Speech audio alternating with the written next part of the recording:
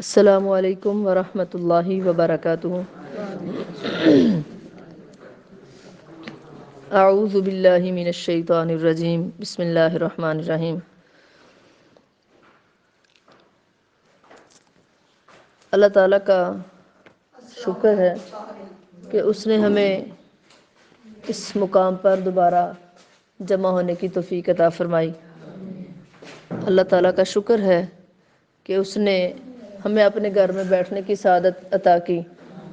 رسول اللہ صلی اللہ علیہ وسلم کا ارشاد پاک ہے کہ اس دنیا میں سب سے بہترین جگہ جو ہے وہ اللہ کے گھر ہے۔ وہ گھر جس میں اللہ کے قرآن کی تلاوت کی جاتی ہے۔ بیت من بیوت اللہ، اللہ تعالیٰ کے گھروں میں سے وہ گھر جن میں اللہ تعالیٰ کے قرآن کی تلاوت کی جاتی ہے، اور پھر لوگ آپس میں قرآن کو سمجھتے ہیں، سیکھتے ہیں، پڑھتے پڑھاتے ہیں۔ ہم اللہ کا جتنا بھی شکر ادا کریں اتنا ہی کم ہے۔ رمضان کی آمد ہے، اللہ تعالیٰ ہم سب کو صحت والی، ایمان والی، نیکیوں والی لمبی زندگی عطا کریں، اور اللہ جس طرح چاہتا ہے اس طرح ہم سے عمل کروا لیں، اور اللہ تعالیٰ ہمیں اپنے نیک بندوں میں شامل فرمائے۔ اور تمام تر تعریفات، تحمیدات، تحلیلات، تمجیدات اللہ تعالیٰ کے لیے ہیں، جو ساری کائنات کا مالک اور حاکم ہے، مدبر ہے، اور سارے قانون، سارے نظام چلانے والا واحد اللہ رب العالمین ہے، جس نے قرآن نازل کیا، ہمیں یہ سعادتیں عطا کیں۔ اس پر ہم اللہ تعالیٰ کی حمد و ثنا بیان کرتے ہیں۔ نبی صلی اللہ علیہ وسلم کا فرمان ہے، اللہ کے کچھ فرشتے زمین پر پھیل جاتے ہیں اور اللہ تعالیٰ کے ذکر کی مجلس کو تلاش کرتے ہیں۔ جب وہ اس مجلس کو پا لیتے ہیں تو فرشتوں کو آواز دیتے ہیں کہ آؤ، جس مقصد کے لیے ہم دنیا میں بھیجے گئے تھے ہمارا وہ مقصد پورا ہو گیا، ہمیں وہ مجلس مل گئی، تو آؤ ہم اب جو ہے اللہ تعالیٰ کا ذکر سنتے ہیں۔ فرشتے اس مجلس میں آتے ہیں، اس مجلس میں بیٹھنے والوں کو اپنے پروں سے ڈانپ لیتے ہیں، سکینت اور رحمت ان کے اوپر نازل ہوتی ہے، اور جب فرشتے واپس اللہ کے پاس جاتے ہیں تو اللہ پوچھتے ہیں کہ میرے بندے کیا کر رہے تھے؟ فرشتے کہتے ہیں اللہ تیرے بندے تیرا ذکر کر رہے تھے، تجھے یاد کر رہے تھے، تجھ سے تیری جنت کا سوال کر رہے تھے۔ اللہ فرماتے ہیں کیا انہوں نے میری جنت کو دیکھا ہے؟ تو فرشتے کہتے ہیں نہیں اللہ۔ اللہ فرماتے ہیں کہ اگر وہ میری جنت کو دیکھ لیتے تو ان کی کیا کیفیت ہوتی؟ فرشتے کہتے ہیں اللہ وہ تجھ سے پناہ بھی مانگ رہے تھے۔ اللہ فرماتے ہیں کس چیز سے میری پناہ مانگ رہے تھے؟ فرشتے کہتے ہیں اللہ تیری جہنم سے تیری پناہ مانگ رہے تھے۔ تو اللہ فرماتے ہیں کیا انہوں نے میری جہنم کو دیکھا ہے؟ فرشتے کہتے ہیں نہیں یا رب۔ اللہ فرماتے ہیں اگر وہ میری جہنم کو دیکھ لیں تو ان کی کیا کیفیت ہو؟ تو فرشتے کہتے ہیں اللہ وہ تجھ سے عافیت کا، بخشش کا سوال کرتے ہیں، اور اللہ ان میں ایک ایسا شخص بھی ہے جو تیرا ذکر سننے نہیں آیا، وہ تو بس ویسے ہی گزر رہا تھا، تو اس نے کہا میں دیکھوں یہاں لوگ کیا کر رہے ہیں، تو وہ بھی ان لوگوں میں بیٹھ گیا۔ تو اللہ فرماتے ہیں میرے فرشتوں تم گواہ رہو، میں نے اس قرآن کی برکت سے سب کو معاف کر دیا، میں ان کو اپنی جنت بھی عطا کروں گا، میں ان کو جہنم سے نجات دوں گا، میں ان کو معاف بھی کر دوں گا۔ سبحان اللہ۔ تو اللہ تعالیٰ کے ذکر کی مجلس میں کوئی بندہ بھی محروم نہیں رہتا۔ مل بیٹھنے کا یہ فائدہ ہے کہ اللہ کی رحمت اس مجلس کو ڈھانپ لیتی ہے، اللہ کے فرشتے اپنے پروں سے ان کو چھپا لیتے ہیں، ان کے اوپر اپنے پر بچھا لیتے ہیں، اور رسول اللہ صلی اللہ علیہ وسلم نے فرمایا جب کوئی شخص دین کا علم حاصل کرنے کے لیے نکلتا ہے اللہ کے فرشتے اس کے پاؤں کے نیچے اپنے پر بچھا لیتے ہیں، وہ اللہ کی حفاظت میں جا رہا ہوتا ہے۔ اور رسول اللہ صلی اللہ علیہ وسلم کی ایک اور حدیث کہ جو انسان اللہ تعالیٰ کی راہ میں نکلتا ہے، اللہ کا راستہ تلاش کرتا ہے دین حاصل کرنے کے لیے، تو سہل اللہ لہ طریقا الی الجنہ، اللہ اس کے لیے جنت کی طرف راستے آسان کر دیتا ہے۔ اللہ تعالی ہمیں اس راستے پر چلائے، اللہ تعالی ہم سب کی مدد کرے۔ جتنا بھی دورہ قرآن ہم کریں، سنیں، اس کو پڑھیں، سمجھیں، سیکھیں، عمل کریں، تو اللہ تعالی ہمارے ساتھ ہے انشاءاللہ۔ ہم اپنا وقت نکالیں گے۔ نبی صلی اللہ علیہ وسلم نے فرمایا، جو اللہ کے لیے فارغ ہو جاتا ہے اللہ اس کو دنیا کے کاموں سے فارغ کر دیتا ہے۔ جو دنیا کے کاموں میں پڑ جاتا ہے، اللہ کو بھول جاتا ہے، تو اللہ اس کو اسی میں مصروف کر دیتے ہیں۔ تو ہم انشاءاللہ اللہ کے فضل سے اللہ کے دین کے لیے نکلیں گے تو اللہ ہمارے ٹائم میں، وقت میں برکت کریں گے۔ اللہ انشاءاللہ زندگی میں، عمل میں، عمر میں برکت کریں گے۔ اب ہم شروع کرتے ہیں اللہ کی توفیق سے۔ نحمده ونصلی علی رسولہ الکریم، اما بعد فاعوذ باللہ من الشیطان الرجیم، بسم اللہ الرحمن الرحیم۔ قرآن کریم کی تلاوت کرنے سے پہلے اعوذ باللہ من الشیطان الرجیم ضرور پڑھ لینا چاہیے، کیونکہ اللہ رب العالمین نے قرآن مجید میں ارشاد فرمایا ہے، فَإِذَا قَرَأْتَ الْقُرْآنَ فَاسْتَعِذْ بِاللَّهِ مِنَ الشَّيْطَانِ الرَّجِيمِ۔ جب آپ قرآن پڑھنے لگیں تو شیطان مردود سے اللہ کی پناہ طلب کیجیے۔ اور یہ تو ظاہر ہے کہ پناہ کسی نقصان پہنچانے والی چیز یا دشمن سے درکار ہوتی ہے، اور ایسی ہستی سے پناہ طلب کی جاتی ہے جو اس نقصان پہنچانے والے دشمن سے زیادہ طاقتور ہو۔ تو اللہ رب العالمین طاقتور ہے تو ہم اسی کی پناہ میں آتے ہیں۔ شیطان چونکہ غیر محسوس طور پر انسان کی فکر پر اثر انداز ہوتا ہے، لہٰذا یہ دعا دراصل قرآن کی تلاوت کے دوران قد فکری سے بچنے اور قرآن سے ہدایت حاصل کرنے کی دعا ہے۔ تو جب ہم اعوذ باللہ من الشیطان الرجیم پڑھ لیتے ہیں تو شیطان ہمارے اور قرآن کی تلاوت کے درمیان میں حائل نہیں ہو سکتا، اور اس کا مطلب یہی ہے کہ اللہ ہم جو تیرا قرآن پڑھیں، سمجھے، سیکھیں، تو شیطان کو ہم سے دور رکھنا تاکہ ہم آسانی سے تیرا قرآن سیکھ سکیں۔ یہ وہ دعا ہے جو اللہ تعالیٰ نے خود اپنے بندوں کو سکھائی ہے اور اسے پڑھنے کا حکم دیا ہے۔ اس کے بعد بسم اللہ الرحمن الرحیم۔ بسم اللہ جس کام پر بھی پڑھی جائے اللہ اس کام میں برکت دیتے ہیں۔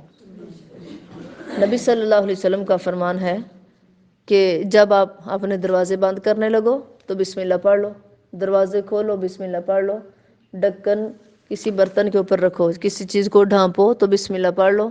اسی طرح لائٹ یا دیا جلاؤ یا بجھاؤ، اس کو جلاتے اور بجھاتے وقت بسم اللہ پڑھ لو تو اللہ تعالیٰ اس میں برکت کریں گے۔ خالی بسم اللہ۔ کل امر ذی بال، ہر شان والا کام جس میں بسم اللہ نہ پڑھی جائے تو وہ بے برکت ہوتا ہے، اور جس کام میں بسم اللہ پڑھ لی جائے اللہ اس میں برکت کرتے ہیں۔ رسول اللہ صلی اللہ علیہ وسلم کا فرمان ہے کہ شام کے وقت شیاطین اور جن گلیوں میں، محلوں میں پھیل جاتے ہیں، تو جب شام کا وقت ہو جائے اپنے بچوں کو اپنے گھروں کے اندر رکھو، اپنے دروازے بند رکھو اور بسم اللہ پڑھ کر دروازہ بند کرو، شیطان اس گھر میں داخل نہیں ہوگا۔ تو ہمیں اپنے دروازے اس وقت بند کر لینے چاہیے۔ تو جب کچھ وقت گزر جاتا ہے تو پھر شیاطین بھاگ جاتے ہیں، پھر کوئی حرج نہیں۔ تو خصوصاً جب مغرب کا وقت ہو تو اس وقت ہمیں یہ حکم ہے کہ ہم اپنے بچوں کو گھروں کے اندر رکھیں اور اپنے دروازے بند رکھیں۔ سورۃ فاتحہ کے فضائل۔ سیدنا عبداللہ بن عباس رضی اللہ عنہما فرماتے ہیں کہ ایک دن جبرائیل علیہ السلام رسول اللہ صلی اللہ علیہ وسلم کے پاس بیٹھے ہوئے تھے کہ انہوں نے اپنے اوپر ایک زوردار آواز سنی۔ انہوں نے اپنا سر اٹھایا، پھر فرمایا، حضرت جبرائیل علیہ السلام نے، یہ آسمان کا ایک دروازہ ہے جو آج سے پہلے کبھی نہیں کھلا۔ پھر فرمایا، یہ ایک فرشتہ ہے جو آج سے پہلے زمین پر کبھی بھی نہیں اترا۔ پھر اس فرشتے نے نبی صلی اللہ علیہ وآلہ وسلم کو سلام کیا اور 2 نوروں کی خوشخبری دی اور کہا کہ یہ 2 نور آپ کو ہی دیے جا رہے ہیں، آپ صلی اللہ علیہ وسلم سے پہلے کسی نبی کو نہیں دیے گئے۔ ایک سورۃ فاتحہ اور دوسرا سورۃ البقرہ کی آخری 2 آیات۔ نبی صلی اللہ علیہ وسلم جب کبھی ان دونوں میں سے کوئی کلمہ تلاوت کریں گے تو آپ کو طلب کردہ چیز ضرور عطا کی جائے گی۔ یعنی اس فرشتے نے کہا کہ اے اللہ کے نبی صلی اللہ علیہ وسلم، آپ یہ جو سورۃ فاتحہ ہے اور سورۃ بقرہ کی آخری 2 آیات ہیں، ان میں سے کوئی بھی کلمہ تلاوت کریں گے، یعنی آپ اللہ سے جو بھی مانگیں گے ان کے ذریعے سے اللہ تعالیٰ آپ کو عطا کریں گے۔ سورۃ الفاتحہ جو ہے اس کے کئی نام ہیں۔ سیدنا ابو سعید بن معلیٰ فرماتے ہیں کہ آپ صلی اللہ علیہ وسلم نے مجھے فرمایا کہ میں تجھے قرآن کی ایک ایسی صورت بتاؤں گا جو قرآن کی سب صورتوں سے بڑھ کر ہے، اور وہ ہے الحمدللہ رب العالمین، یعنی صورت فاتحہ۔ اور یہ واحد صورت ہے جس کی فضیلت خود اللہ نے قرآن میں بیان فرمائی ہے۔ اللہ فرماتے ہیں وَلَقَدْ آتَيْنَاكَ سَبْعًا مِّنَ الْمَثَانِي وَالْقُرْآنَ الْعَظِيمِ، ہم نے آپ کو سبع مثانی یعنی سورت فاتحہ، سبع کا معنی 7 آیتیں، مثانی بار بار دہرائی جانے والی، یعنی ہم جب بھی نماز پڑھتے ہیں تو ان 7 آیتوں کو ہم نماز میں پڑھتے ہیں، تو اس کو اس لیے سبع مثانی کہا جاتا ہے کہ نماز کے اندر بار بار دہرائی جاتی ہیں، یعنی جتنی ہم رکعتیں پڑھیں گے اتنی بار ہم سورت فاتحہ پڑھیں گے۔ اور جس نے سورت فاتحہ نہیں پڑھی اس کی کوئی نماز نہیں، چاہے وہ نماز فرض ہے، نفل ہے، سنت ہے، وہ وتر کی ہے، وہ عید کی ہے، وہ جنازہ کی ہے، وہ سورج گرہن کی، چاند گرہن کی، یا عید کی، کوئی بھی نماز ہے، اشراق کی، چاشت کی، حاجت کی، استخارہ کی، کوئی بھی نماز ہے جس میں سورت فاتحہ نہ پڑھی جائے وہ نماز نہیں ہے، جس کی فضیلت قرآن میں اللہ نے بیان کی ہے۔ اللہ اکبر۔ اور خود رسول اللہ صلی اللہ علیہ وسلم نے اس سورت کو قرآن عظیم بھی کہا ہے، ام الکتاب بھی کہا ہے، اور ام القرآن بھی فرمایا ہے، تو جس کا مفہوم یہی ہے کہ یہ سورت سارے قرآن کا خلاصہ ہے۔ اس سورت کی آیات پر سرسری نظر ڈالنے سے ہی از حد یہ معلوم ہو جاتا ہے کہ اس میں پورے قرآن کا خلاصہ یا اجمالی ذکر کیا گیا ہے۔ تفصیلی اس اجمال کیا ہے کہ علماء تفسیر نے قرآن کریم کے مضامین کو 5 اقسام میں تقسیم کیا ہے، جو یہ ہیں: نمبر 1، تذکیر بآلاء اللہ، پورے قرآن کا جو خلاصہ ہے اس کو 5 مضامین میں جو ہے تقسیم کیا گیا ہے، جس میں تذکیر بآلاء اللہ یعنی ایک ذکر ہے اللہ کے آلاء کا، نعمتوں کا، یعنی اللہ تعالیٰ کی ان نعمتوں کا بیان جو انسانی زندگی اور اس کی بقا کے لیے ضروری تھی، اور اس میں زمین، آسمان، چاند، سورج اور ہواؤں اور بادلوں وغیرہ کا ذکر سب کچھ آ جاتا ہے۔ یہ ہیں اللہ تعالیٰ کی نعمتیں جن کا ذکر کیا جا رہا ہے۔ تذکیر بایام اللہ، اللہ کے دنوں کا ذکر، اللہ کے دنوں سے مراد یعنی مخلوق کے ساتھ واقعات اور حوادث، جو حادثات کا بیان ہے، اس میں قصص الانبیاء اور نافرمانی کی بنا پر ہلاک شدہ قوموں کا ذکر شامل ہے۔ ایام اللہ سے مراد اللہ کے نبیوں کے قصے، جو اللہ کے پیغمبر آئے، انہوں نے اپنی قوموں کو سمجھایا اور قوموں نے نہ مانا تو اللہ تعالیٰ کا عذاب ان قوموں پر آیا، ان کا بیان، یہ ہے ایام اللہ کا ذکر۔ تذکیر بالموت وما بعد، موت اور اس کے بعد کا ذکر قرآن میں، یعنی موت کے بعد آخرت کے احوال، اس میں اللہ کے ہاں باز پرس ہوگی، یعنی انسان سے حساب کتاب ہوگا، سوال و جواب ہوں گے، جنت اور دوزخ کے سب کے احوال اس میں شامل ہیں۔ نمبر 4، علم الاحکام، یعنی احکام شریعت، کون سے احکام؟ احکام شریعت۔ تذکیر بآلاء اللہ، تذکیر بایام اللہ اور تذکیر بالموت، سب کا مقصد حقیقی یہی ہے کہ ان کے ذکر سے انسان کو بارضا و رغبت احکام شریعت کی بجا آوری پر آمادہ کیا جائے، یعنی انسان کو آمادہ کیا جائے کہ یہ سارا کچھ اللہ تعالیٰ کے حکم سے ہو چکا ہے یا ہو رہا ہے۔ ایک ہے علم المخاصمہ، جھگڑا کرنے والا، جھگڑا ہونے والا، یا آپس میں جھگڑنے والوں کا علم، یعنی گمراہ فرقوں کے عقائد باطلہ کا رد۔ ہر دور میں گمراہ فرقوں کے رد کے لیے پیغمبر، ان کے ماننے والے ان کے ساتھ جو ہیں یہ تکرار کرتے رہے اور اللہ تعالیٰ کا پیغام لوگوں تک پہنچاتے رہے، اور جو جھٹلانے والے تھے ان کے اوپر اللہ کے عذاب آتے رہے، اور جو اللہ کو ماننے والے تھے اللہ ان کو ان ظالم قوموں سے بچاتے رہے۔ تو یہ قرآن کا خلاصہ ہے۔ اب ہم آگے چلتے ہیں۔ سورۃ الفاتحہ، بسم اللہ الرحمن الرحیم، الحمد للہ رب العالمین، الرحمن الرحیم، مالک یوم الدین، ایاک نعبد و ایاک نستعین، اہدنا الصراط المستقیم، صراط الذین انعمت علیہم غیر المغضوب علیہم ولا الضالین، آمین۔ ہر طرح کی تعریف اللہ ہی کے لیے ہے جو سب جہانوں کا پروردگار ہے، جو بڑا مہربان ہے، نہایت رحم کرنے والا ہے، روز جزا کا اور سزا کا مالک ہے۔ ہم تیری ہی عبادت کرتے ہیں اور تجھ ہی سے ہم مدد چاہتے ہیں۔ ہمیں سیدھی راہ پر استقامت عطا فرما، ان لوگوں کی راہ پر چلا جن پر تیرا انعام ہوا، جن کے اوپر تو نے انعام کیا، اور جن پر تیرا غضب نہیں ہوا، اور نہ ہی وہ راہ راست سے بٹ کے ہمیں ان کے راستے پر چلا۔ یہ سورۃ فاتحہ، اس میں جو حمد کا ذکر ہے، حمد یہ ہے کہ حمد زبان سے کی جاتی ہے۔ حمد کا معنی تعریف بھی ہو سکتا ہے اور شکر بھی، یعنی حمد میں ہم اللہ کی تعریف بھی کرتے ہیں، جیسے ہم کہتے ہیں الحمدللہ رب العالمین، تمام تعریفیں اللہ کے لیے۔ اور جیسے ہمیں کوئی نعمت ملتی ہے تو ہم اللہ کا شکر بھی ادا کرتے ہیں، جیسے اللہ کا شکر ہے الحمدللہ۔ حمد زبان سے ہوتی ہے، جو شکر ہے وہ دل سے بھی، زبان سے بھی اور انسان کے اعمال سے بھی ہوتا ہے۔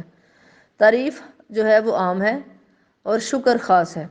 حمد کا تعلق قابل تعریف کاموں سے ہے، مثلا اللہ تعالیٰ نے زمین و آسمان، سورج، چاند اور ستاروں کی حرکت غرض تمام کائنات کا اس قدر مربوط اور منظم نظام بنا دیا ہے جسے دیکھ کر عقل حیران ہو جاتی ہے، تو اس پر اس کی جتنی بھی تعریف کی جائے وہ کم ہے۔ اور شکر کا تعلق ان خاص انعامات سے ہوتا ہے جو کسی خاص ذات سے متعلق ہوں، مثلا اللہ تعالیٰ کا انسان کو احسن تقویم پر پیدا کرنا، یعنی اللہ تعالیٰ نے انسان کو اچھی ترکیب میں پیدا کیا ہے، کسی کو صحت اور رزق کی فراوانیوں سے مالا مال کر دیا، ایسی نعمتوں کے اعتراف کو شکر کہا جاتا ہے۔ لہٰذا اللہ تعالیٰ ہی ہر طرح کی حمد و ثنا اور حمد اور شکر کا مستحق ہوا۔ اس کے علاوہ اگر مخلوق میں سے کوئی شخص کوئی قابل تعریف کارنامہ سر انجام دے اور اس پر اس کی تعریف کی جائے تو وہ بھی حقیقتاً اللہ تعالیٰ ہی کی تعریف ہوگی، کیونکہ اللہ نے ہی اس کو سکھایا اور اللہ نے ہی اس کو اس قابل بنایا، کیونکہ قابل تعریف کام کرنے کی صلاحیت اور توفیق بھی اللہ تعالیٰ کی طرف سے ہی عطا ہوتی ہے۔ گویا کہ ہر طرح کی تعریف کا مستحق اللہ تعالیٰ ہی قرار پاتا ہے۔ تو یہ ساری سورت جو ہے توحید کا بیان کر رہی ہے، اللہ تعالیٰ کے جو مالک حقیقی ہونے کا بیان کر رہی ہے، اور اس میں ہمیں صراط مستقیم پر چلنے کی اور اس کو طلب کرنے کی جو ہے تلقین کی گئی ہے کہ تم نے اگر اللہ سے کچھ مانگنا ہے تو صراط مستقیم مانگو۔ دنیا کے اندر سب سے بہترین اور قیمتی ترین اگر کوئی چیز ہے تو وہ ہدایت ہے۔ اللہ ہم سب کو نصیب فرمائے۔ پھر ہم اللہ سے دعا کرتے ہیں کہ اللہ ہمیں تو نیکی کے راستے پر چلا، نیک لوگوں کے راستے پر، ایسے نیک لوگ جو تیرے فرما بردار بھی تھے، تیرے تابع دار بھی تھے، تیرے احکام پر چل کر انعام یافتہ ہو گئے۔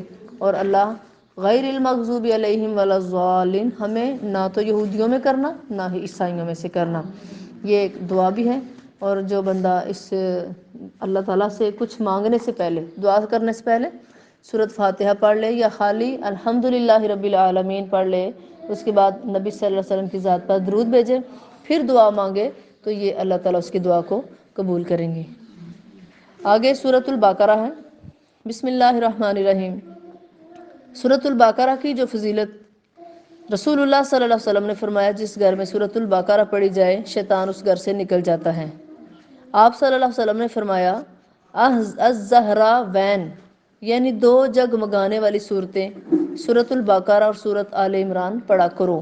رسول اللہ صلی اللہ علیہ وسلم نے فرمایا سورۃ البقرہ اور سورۃ آل عمران پڑھا کرو، قیامت کے دن وہ اس حال میں آئیں گی جیسے دو بادل یا دو سائبان یا پرندوں کے دو جھنڈ ہوں، اور وہ اپنے پڑھنے والوں کی طرف سے مغفرت کے لیے اللہ تعالیٰ سے جھگڑا کریں گی۔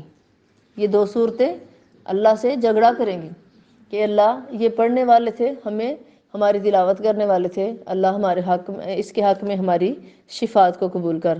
تو نبی صلی اللہ علیہ وسلم نے فرمایا سورۃ البقرہ کو پڑھا کرو، اسے حاصل کرنا برکت ہے اور اسے چھوڑ دینا حسرت اور پچھتاوا ہے۔ اور فرمایا باطل قوتیں یعنی جادو وغیرہ اس کا مقابلہ نہیں کر سکتی۔ اگر کسی کے اوپر کوئی جادو ہوا یا کوئی مسئلہ، کوئی نقصان، پریشانی، بیماری، تکلیف آئی تو سورۃ البقرہ پڑھیں، اللہ انشاءاللہ اس کی برکت سے جو ہے تکلیفیں دور کر دیں گے۔ سورۃ البقرہ کے نزول کا پس منظر کیا ہے؟ مدینہ پہنچ کر رسول اللہ صلی اللہ علیہ وسلم نے پہلا کام جو کیا وہ مسجد نبوی کی تعمیر کی تھی۔ تاکہ تمام مسلمان دن میں 5 مرتبہ اکٹھے ہو کر نماز ادا کر سکیں اور اپنے مسائل پر غور کر سکیں۔ دوسرا اہم مسئلہ مہاجرین کی آبادکاری اور ان کے معاش کا تھا، جس کے لیے آپ صلی اللہ علیہ وسلم نے مہاجرین اور انصار میں سلسلہ مواخات قائم کیا، یعنی ایک ایک مہاجر کو ایک ایک انصاری کا بھائی بنا دیا، جس کی مثال دنیا میں نہیں ملتی۔ 2 کام ہو گئے، پہلا کام مسجد تعمیر کی، دوسرا مہاجرین اور انصار کو بھائی بھائی۔ تیسرا اہم مسئلہ مدینہ کی ایک چھوٹی سی نوخیز اسلامی ریاست کے دفاع کا تھا، کیونکہ اب مشرکین مکہ کے علاوہ دوسرے مشرک قبائل بھی مسلمانوں کو صفحہ ہستی سے مٹانے پر تلے ہوئے تھے۔ خود مدینہ میں یہودی مسلمانوں کے اس قدر دشمن بن گئے کہ آنے والا نبی سیدنا اسحاق علیہ السلام کی اولاد کے بجائے سیدنا اسماعیل علیہ السلام کی اولاد سے کیوں آیا ہے؟ اس حسد کی بنا پر یہود کے 3 قبائل بنو قینقاع، بنو نذیر اور بنو قریظہ مدینہ میں آباد تھے، جو آپس میں پھٹے ہوئے تھے اور مدینہ کے مشرکوں کے 2 مشہور قبائل اوس اور حضرج کے حلیف بن کر انہیں لڑاتے رہتے تھے۔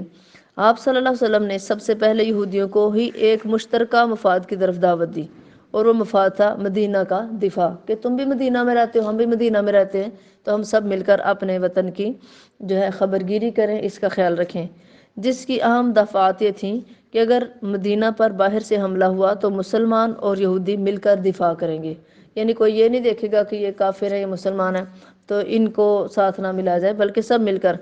دوسرا یہ تھا مسلمان اور یہودی دونوں ہی حصہ رسدی یعنی اخراجات برداشت کریں گے۔ رسد یعنی یہ جو جنگ پہ پیسے وغیرہ لگتے ہیں، خرچ لگتے ہیں، کھانا وغیرہ، جو کچھ دونوں مل کر کریں گے۔ تیسری یہ بات تھی کہ مسلمانوں اور یہودیوں کے درمیان کسی طرح کے بھی جھگڑے کی صورت میں رسول اللہ صلی اللہ علیہ وسلم حاکم بنیں گے، ان کا فیصلہ اللہ کے رسول صلی اللہ علیہ وسلم کریں گے۔ یہود کے لیے بظاہر ایسی شرائط کو تسلیم کر لینا ناممکن نظر آ رہا تھا، کیونکہ وہ مدینہ کی معیشت اور سیاست پر پوری طرح چھائے ہوئے تھے، مگر یہ اللہ کی خاص مہربانی تھی اور ان کی باہمی نا اتفاقی کا نتیجہ تھا کہ یہودی قبائل باری باری اور مختلف اوقات میں اس معاہدہ کو تسلیم کرتے چلے گئے۔ اس طرح جب یہ ریاست اپنے پاؤں پر کھڑی ہو گئی تو مسلمانوں اور کافروں کے علاوہ ایک تیسرا مفاد پرستوں کا طبقہ بھی معرض وجود میں آ گیا، جنہیں منافقین کا نام دیا گیا۔ اس صورت کی ابتدا میں انہی 3 گروہوں مسلمان، کافر اور منافق، ان کا ذکر ہوا ہے، اور یہی اس کا زمانہ نزول ہے۔ یعنی اب ان 3 گروہوں کے بارے میں اس صورت میں بحث ہوگی، کافر، منافق اور مسلمان۔ تو اس وجہ سے سب سے پہلے مومنوں کا ذکر آیا، پھر کافروں کا ذکر آیا، پھر منافقوں کا ذکر آیا ہے۔ بسم اللہ الرحمن الرحیم۔ الف لام میم ذالک الکتاب لا ریب فیہ ھدی للمتقین۔ الف لام میم یہ 3 حرف ہیں۔ رسول اللہ صلی اللہ علیہ وسلم نے فرمایا قرآن کریم کا ایک حرف پڑھنے سے 10 نیکیاں ملتی ہیں، اور میں نہیں کہتا کہ الف لام میم ایک حرف ہے، بلکہ الف ایک حرف ہے، لام الگ حرف ہے اور میم الگ حرف ہے۔ یہ 3 حرف ہیں، ان 3 حرفوں کو پڑھنے سے اللہ 30 نیکیاں عطا کرتے ہیں۔ سبحان اللہ۔ یہ ایک ایسی کتاب ہے جس میں شک کی کوئی گنجائش نہیں۔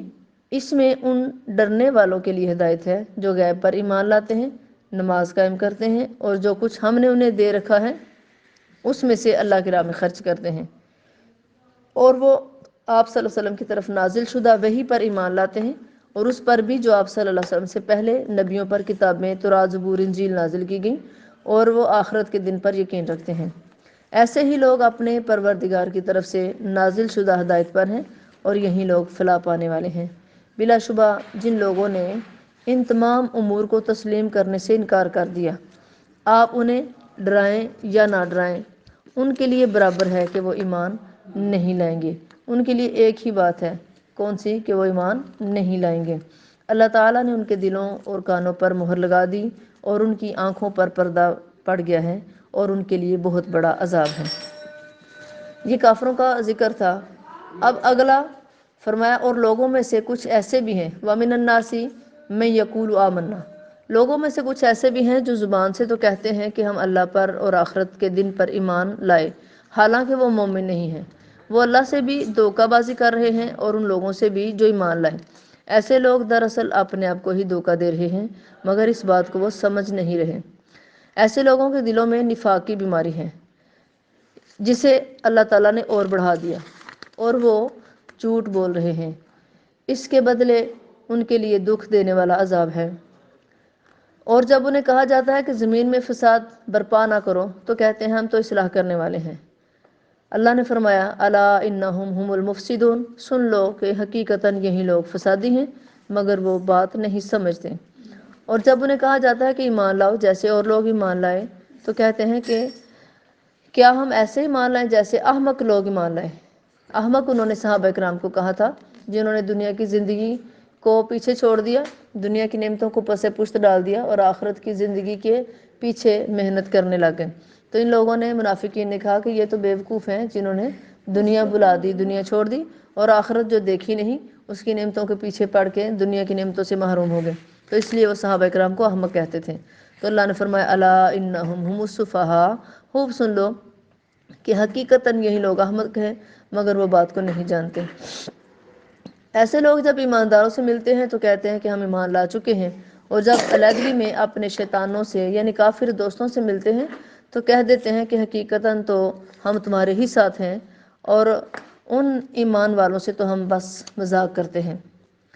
اللہ یستہزئ بہم، اللہ تعالیٰ ان کا مذاق اڑا رہا ہے اور انہیں ان کی سرکشی میں ڈیل دیے جا رہا ہے جس میں وہ اندھوں کی طرح بھٹکتے چلے جا رہے ہیں۔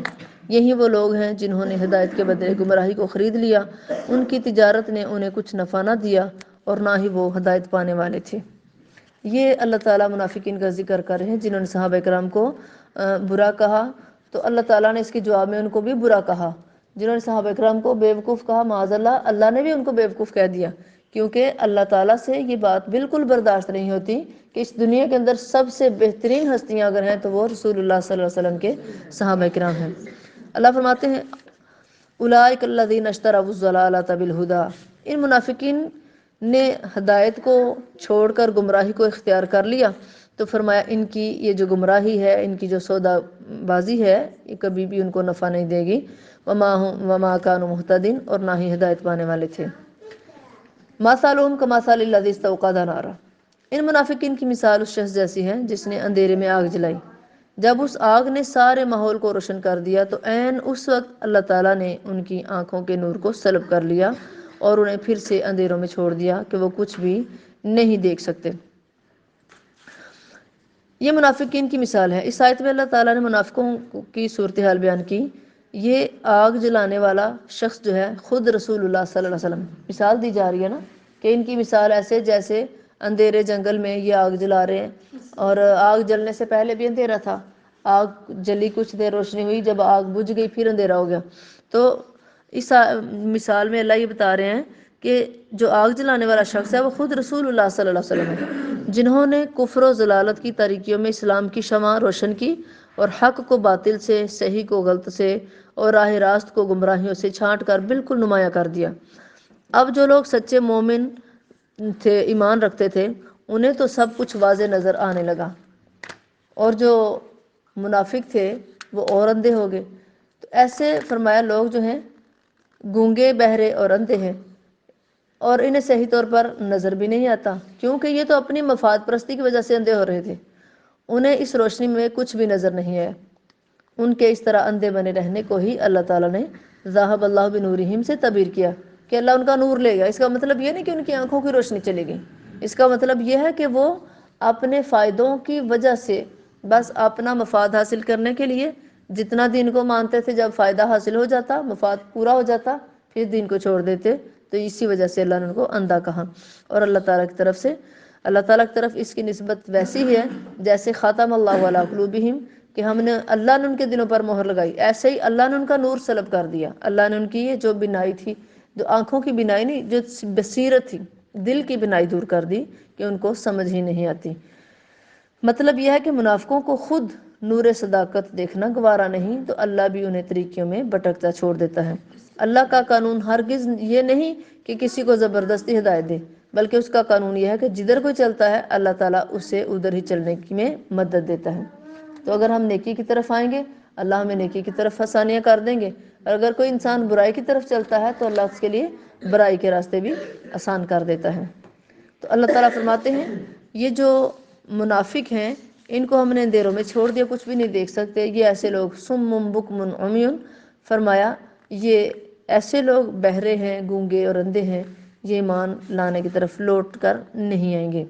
یا پھر ان منافقوں کی مثال یوں سمجھو، او کصیب من السماء، جیسے آسمان سے زوردار بارش ہو رہی ہو جس میں تاریکیاں بھی ہوں، بجلی کی گرج بھی ہوں اور چمک بھی۔ یہ لوگ بجلی کے کڑاکے سن کر موت کے ڈر کے مارے اپنے کانوں میں اپنی انگلیاں ٹھوس لیتے ہیں، جبکہ اللہ ان کافروں کو ہر طرف سے گھیرے میں لیے ہوئے ہیں۔ ان کی حالت یہ ہو رہی ہے کہ عنقریب ہی بجلی ان کی بصارت کو اچک لے گی۔ جب بجلی کی چمک سے کچھ روشنی پڑتی ہے تو چل پڑتے ہیں، اور جب اندھیرا ہو جاتا ہے تو ٹھہر جاتے ہیں۔ اور اگر اللہ چاہتا تو اس حال میں کڑک سے ان کی سماعت کو اور چمک سے ان کی بصارت کو سلب کر سکتا تھا، کیونکہ اللہ تعالیٰ یقیناً ہر چیز پر قادر ہے۔ مطلب یہ ہے کہ جب دین میں کچھ فائدہ حاصل ہوتا تو دین کو سچا اسلام مذہب قبول کرتے، اور اگر کوئی نقصان ہوتا تو اس کو جھوٹا اسلام مذہب کہہ دیتے تھے۔ آگے اللہ فرماتے ہیں یا ایھا الناس اعبدوا ربکم الذی خلقکم والذین من قبلکم لعلکم تتقون، اے لوگو اپنے اس رب کی عبادت کرو جس نے تمہیں بھی پیدا کیا اور تم سے پہلے لوگوں کو بھی، اور اس کی عبادت اس لیے کرو کہ تم پرہیزگار بن سکو۔ اس اللہ کی عبادت کرو جس نے تمہارے لیے زمین کو فرش اور آسمان کو چھت بنا دیا، اور آسمان سے پانی برسایا جس سے تمہارے کھانے پینے کو پھل پیدا کیے، لہٰذا دوسروں کو اللہ کا شریک نہ بناؤ۔ یہ باتیں تم جانتے بھی ہو کہ اللہ کے علاوہ کوئی معبود نہیں ہے، سارا کچھ کرنے والا اللہ ہے۔ جب سارا کچھ دینے والا اللہ ہے تو پھر عبادت بھی اسی کی کرنی چاہیے۔ وَإِن كُنتُمْ فِي رَيْبٍ مِّمَّا نَزَّلْنَا عَلَىٰ عَبْدِنَا، فرمایا کافرو اگر تم اس کلام میں یعنی قرآن میں کوئی شک ہے جو ہم نے اپنے بندے حضرت محمد رسول اللہ صلی اللہ علیہ وسلم پر نازل کیا ہے، تو تم بھی اس جیسی ایک صورت ہی بنا لاؤ، اور اللہ کو چھوڑ کر اپنے سب ہم نواؤں کو اور مددگاروں کو بھی بلا لو۔ اگر تم سچے ہو تو تم یہ کام ضرور کر کے دکھاؤ۔ یعنی مکے کے لوگ قرآن کے بارے میں کہتے تھے کہ قرآن اللہ نے نازل نہیں کیا بلکہ محمد صلی اللہ علیہ وسلم نے اپنے پاس سے بنا لیے۔ تو اللہ نے اس بات کا ان کو جواب دیا کہ اگر محمد صلی اللہ علیہ وسلم نے قرآن خود اپنے پاس سے بنایا ہے تو تم بھی بڑے فصیح اللسان ہو، تم بھی بڑی عربی بولتے ہو، تو تم بھی ایسا کلام بنا لاؤ۔ اللہ تعالیٰ نے کو کہا، فرمایا پھر اگر فَإِن لَمْ تَفْعَلُوا، پھر اگر تم ایسا کام نہ کر سکو اور یقیناً تم کر بھی نہیں سکو گے، تو پھر اس دوزخ کی آگ سے ڈر جاؤ۔ جب تم قرآن نہیں بنا سکتے تو پھر ایسی باتیں کر کے کیوں جہنم میں جانا چاہتے ہو؟ اس جہنم سے ڈر جاؤ جس کا ایندھن انسان اور پتھر ہوں گے۔ یعنی انسان اور پتھروں سے مراد وہ لوگ جن کو اللہ کے علاوہ پوجا جاتا ہے۔ تو جیسے جیسے جہنم میں لوگ ڈالے جائیں گے جہنم کی آگ بھڑکتی جائے گی۔ تو فرمایا وہ دوزخ کی آگ ایسے ہی کافروں کے لیے تیار کی گئی ہے۔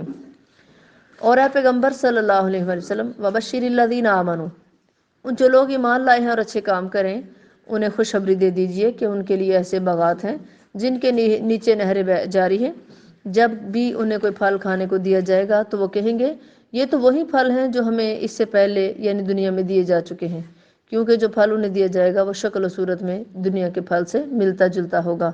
نیز ان ایمان لانے والوں کے لیے وہاں پاک صاف بیویاں بھی ہوں گی، اور وہ ان باغات میں ہمیشہ قیام پذیر رہیں گے۔ سبحان اللہ، یعنی اللہ تعالیٰ کا یہ فضل ہوگا کہ جنتی نہ تو ان کو تھوک آئے گی، جیسے ہم کسی گندگی کو دیکھتے ہیں تو تھوک آتی ہے ہم پھینکتے ہیں، نہ تھوک آئے گی، نہ وہ جو رینٹ ہوتا ہے کھنگار وغیرہ اس طرح کی گندگی نہیں ہوگی، نہ پیشاب پخانہ آئے گا، نہ اس طرح کی معاملات ہوں گے، نہ حیض آئے گا، نہ نفاس، یعنی کوئی گندگی جنت کے اندر نہیں ہوگی، ہر قسم کی پاکیزگی ہوگی۔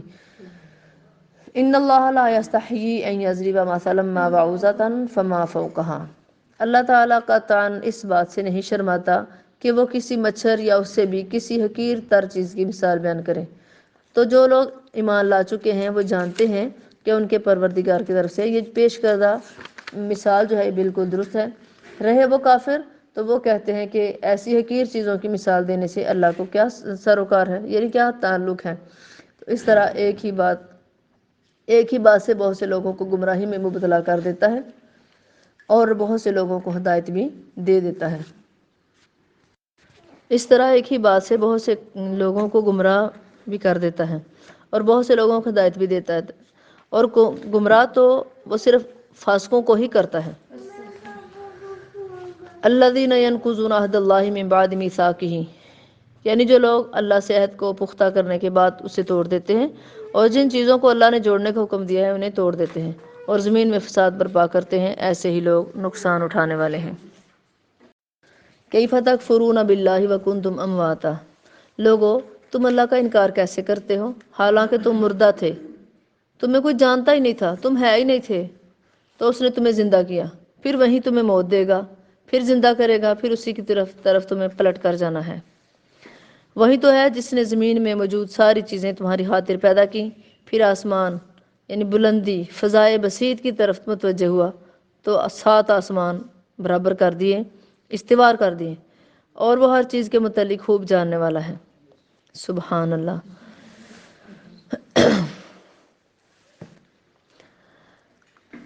وَإِذْ قَالَ رَبُّكَ لِلْمَلَائِكَةِ، اے پیغمبر جناب محمد صلی اللہ علیہ وسلم اس وقت کا تصور کیجئے جب آپ صلی اللہ علیہ وسلم کے رب نے فرشتوں سے کہا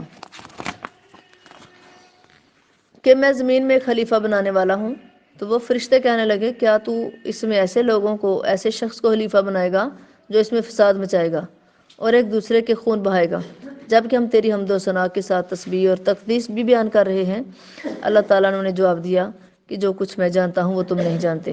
اس کے بعد اللہ تعالیٰ نے آدم علیہ السلام کو تمام اشیاء کے نام، صفات یا خواص سکھا دیے، پھر ان اشیاء کو فرشتوں کے سامنے پیش کر کے ان سے کہا کہ اگر تم اپنی بات میں سچے ہو کہ اللہ ہم جو جانتے ہیں یعنی تیری صفات میں ہم جو ہیں قریب ہیں، اور کیونکہ یہ اللہ کے مقرب فرشتے تھے اور ہم سارا کچھ حالات کو جانتے ہیں، یعنی جو اللہ نے ان کو علم دے رکھا ہے، تو اللہ نے فرمایا اگر تم اپنے اس دعوے میں سچے ہو تو مجھے ان اشیاء کے نام بتا دو۔ پھر فرشتے کہنے لگے کہ اللہ تیری ذات جو ہے وہ ہر نقص سے، ہر عیب سے پاک ہے۔ سبحانک لا علم لنا الا ما علمتنا، اللہ تیری ذات ہر نقص سے پاک ہے، ہم تو بس اتنا ہی جانتے ہیں جتنا تو نے ہمیں سکھایا ہے۔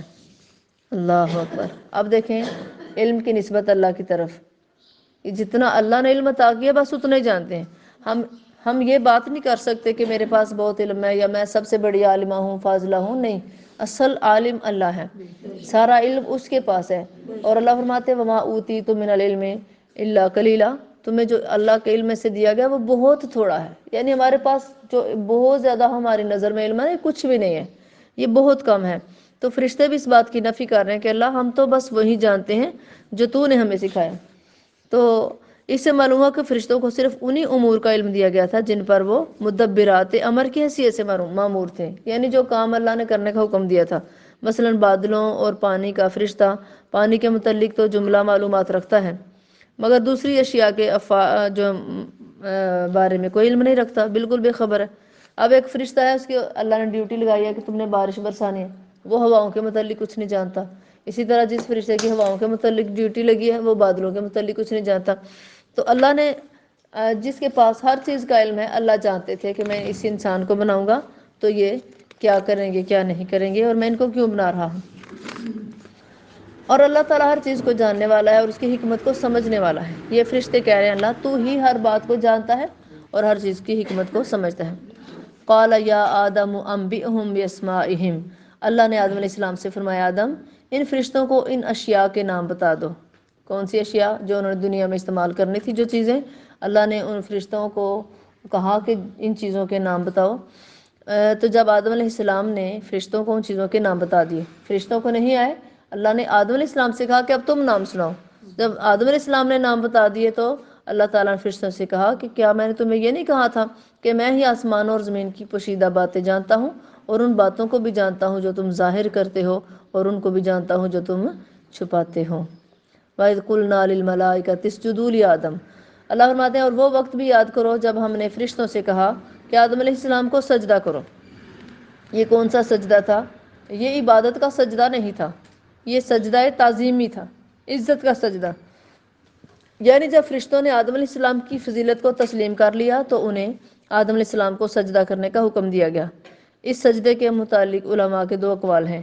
ایک یہ کہ یہ سجدہ چونکہ اللہ کے حکم سے تھا لہٰذا یہ سجدہ آدم کو نہیں بلکہ اللہ کو ہی تھا، کیونکہ اب جن فرشتوں نے سجدہ کر لیا وہ اللہ کے فرمانبردار تھے، اور شیطان نے سجدہ نہیں کیا تو وہ اللہ کا نافرمان بن گیا، تو حقیقت میں اس نے اللہ کو سجدہ نہیں کیا اور اللہ ہی کے حکم کی تعمیل تھی۔ دوسرا یہ کہ سجدہ تعظیمی تھا جو ہماری شریعت سے پہلے جائز تھا، ہماری شریعت میں کسی کو سجدہ تعظیمی جائز نہیں ہے۔ جیسا کہ سیدنا یوسف علیہ السلام کے بھائیوں نے بھی سیدنا یوسف علیہ السلام کو سجدہ کیا تھا، یہ دونوں تو جہاد درست ہیں، تاہم شریعت محمدی میں سجدہ تعظیمی کی کوئی گنجائش نہیں رہی۔ نبی صلی اللہ علیہ وسلم کے صحابہ کرام کسی بادشاہ کے دربار سے آئے تو کہا اللہ کے رسول صلی اللہ علیہ وسلم ہم نے دیکھا ہے کہ وہاں کے درباری اپنے بادشاہ کو سجدہ کرتے ہیں، تو آپ اس بات کے زیادہ حقدار ہیں کہ ہم آپ کو سجدہ کریں۔ تو رسول اللہ صلی اللہ علیہ وسلم نے فرمایا تمہارا کیا خیال ہے اگر تم میرے فوت ہو جانے کے بعد میری قبر کے پاس سے گزرو تو کیا تم اس کو سجدہ کرو گے؟ تو انہوں نے کہا نہیں، یہ تو شرک ہے۔ تو فرمایا اسی طرح جس طرح مردہ انسان کو سجدہ کرنا گناہ ہے، اسی طرح زندہ انسان کو سجدہ کرنا بھی گناہ ہے۔ تو اگر میں کسی کو سجدہ کرنے کا حکم دیتا تو میں عورت کو حکم دیتا کہ وہ اپنے شوہر کو سجدہ کرے، تو جب وہ بھی جائز نہیں تو پھر کسی کے لیے سجدہ جائز نہیں۔ اسی طرح ہم کسی کے لیے عقیدتاً اٹھتے ہیں، ایک ہوتا ہے استقبالیہ طور پہ، استقبالیہ طور پہ ہمارے گھر کوئی آیا ہے تو ہم استقبال کرنے کے لیے اٹھ جاتے ہیں، تو یہ اچھی بات ہے، یہ تو سنت ہے، لیکن ہمارے دل میں اگر اس کی عقیدت ہو کہ جو یہ ہے وہ کوئی بھی نہیں ہے تو یہ جائز نہیں۔ جیسے اسکول میں کلاس کے اندر ٹیچر آتی ہیں تو سارے بچے عقیدتاً کھڑے ہوتے ہیں، اگر نہیں کھڑے ہوتے تو ٹیچر سے ڈانٹ پڑتی ہے یا مار پڑتی ہے کہ تم گستاخ ہو، نافرمان ہو۔ تو یہ رویہ استادوں کو نہیں اپنانا چاہیے کہ ہمارے آنے پہ بچے کھڑے ہو جائیں، ایسی بات نہیں۔ رسول اللہ صلی اللہ علیہ وسلم سے بڑھ کر ہستی کس کی ہو سکتی تھی؟ عظیم ہستی آپ سے بڑھ کر کوئی بھی نہیں تھی، تو آپ صلی اللہ علیہ وسلم نے اپنے صحابہ اکرام کو حکم نہیں دیا کہ میں آؤں تو تم اٹھا کرو، اور نہ ہی صحابہ اکرام اٹھا کرتے تھے۔ اسی طرح کسی کو جھک کے سلام کرنا، کسی کو ایسے جھک کے کرنا، یعنی عقیدتاً ہمیں اپنے عقیدے کی اصلاح کرنی چاہیے۔ اگر ہم استقبالیہ طور پہ کسی کے لیے اٹھتے ہیں تو یہ جائز ہے، اور رسول اللہ صلی اللہ علیہ وسلم کی عادت مبارک تھی کہ آپ کے گھر کوئی مہمان آتا تو آپ صلی اللہ علیہ وسلم اس کو دروازے تک الوداع کرنے کے نہیں جاتے تھے، تو یہ ٹھیک ہے۔ لیکن اگر ہم کسی کے آنے پر اس انداز سے اٹھیں کہ ہم جھک کر اس کو سجدہ کریں یا رکوع کی حالت میں ہو جائیں تو یہ بالکل جائز نہیں ہے۔ تو اللہ فرماتے ہیں وہ وقت یاد کیجئے جب ہم نے فرشتوں سے کہا وَإِذْ قُلْنَا لِلْمَلَائِكَةِ اسْجُدُوا لِآدَمَ، جب ہم نے فرشتوں سے کہا کہ آدم علیہ السلام کو سجدہ کرو تو سوائے ابلیس کے سب فرشتوں نے اسے سجدہ کیا۔ ابلیس نے اس حکم الہی کو تسلیم نہ کیا اور غرور میں آ گیا اور کافروں میں شامل ہو گیا۔ پھر ہم نے آدم علیہ السلام سے کہا کہ تم اور تمہاری بیوی دونوں جنت میں آباد ہو جاؤ، جہاں سے چاہو اس کے پھل جی بھر کے کھاؤ، البتہ اس درخت کے پاس نہ جانا ورنہ تم دونوں ظالموں میں شمار ہو جاؤ گے۔ بس ایک درخت تھا، اس کا نام کیا تھا؟ قرآن میں حدیث میں اس کا کوئی ذکر نہیں آیا کہ اس کا نام کیا تھا، بس ایک درخت تھا کہ اس کے قریب نہیں تم نے جانا۔ آخر کار شیطان نے اسی درخت کی ترغیب دے کر آدم اور حوا دونوں کو ورگلا دیا۔ جس درخت سے اللہ نے منع کیا تھا نا اسی کو ہی کہا کہ یہ کھاؤ۔ 8ویں سپارے میں ہم انشاءاللہ پڑھیں گے، اس میں شیطان نے ان کو یہ ورگلایا تھا کہ اس میں اللہ نے 2 راز رکھے ہیں، یا تو تم 2 فرشتے بن جاؤ گے، اللہ نہیں چاہتا تم فرشتے بنو، یا پھر تم جو دونوں جنت میں ہمیشہ رہو گے، تو اللہ نے چاہتا تم ہمیشہ رہو، تو اللہ نے تمہیں اس لیے منع کیا تو تم پھل کھا لو، کچھ بھی نہیں ہوتا۔ تو انہوں نے جب پھل کھا لیا تو پھل کھاتے ہی ان کے جنت کے لباس اتروا لیے گئے۔ اللہ فرماتے ہیں آخر کار شیطان نے اسی درخت کی ترغیب دے کر آدم اور حوا کو ورگلایا، اور جس حالت میں وہ تھے انہیں وہاں سے نکلوا کر دم لیا، یعنی جنت سے نکلوا دیا۔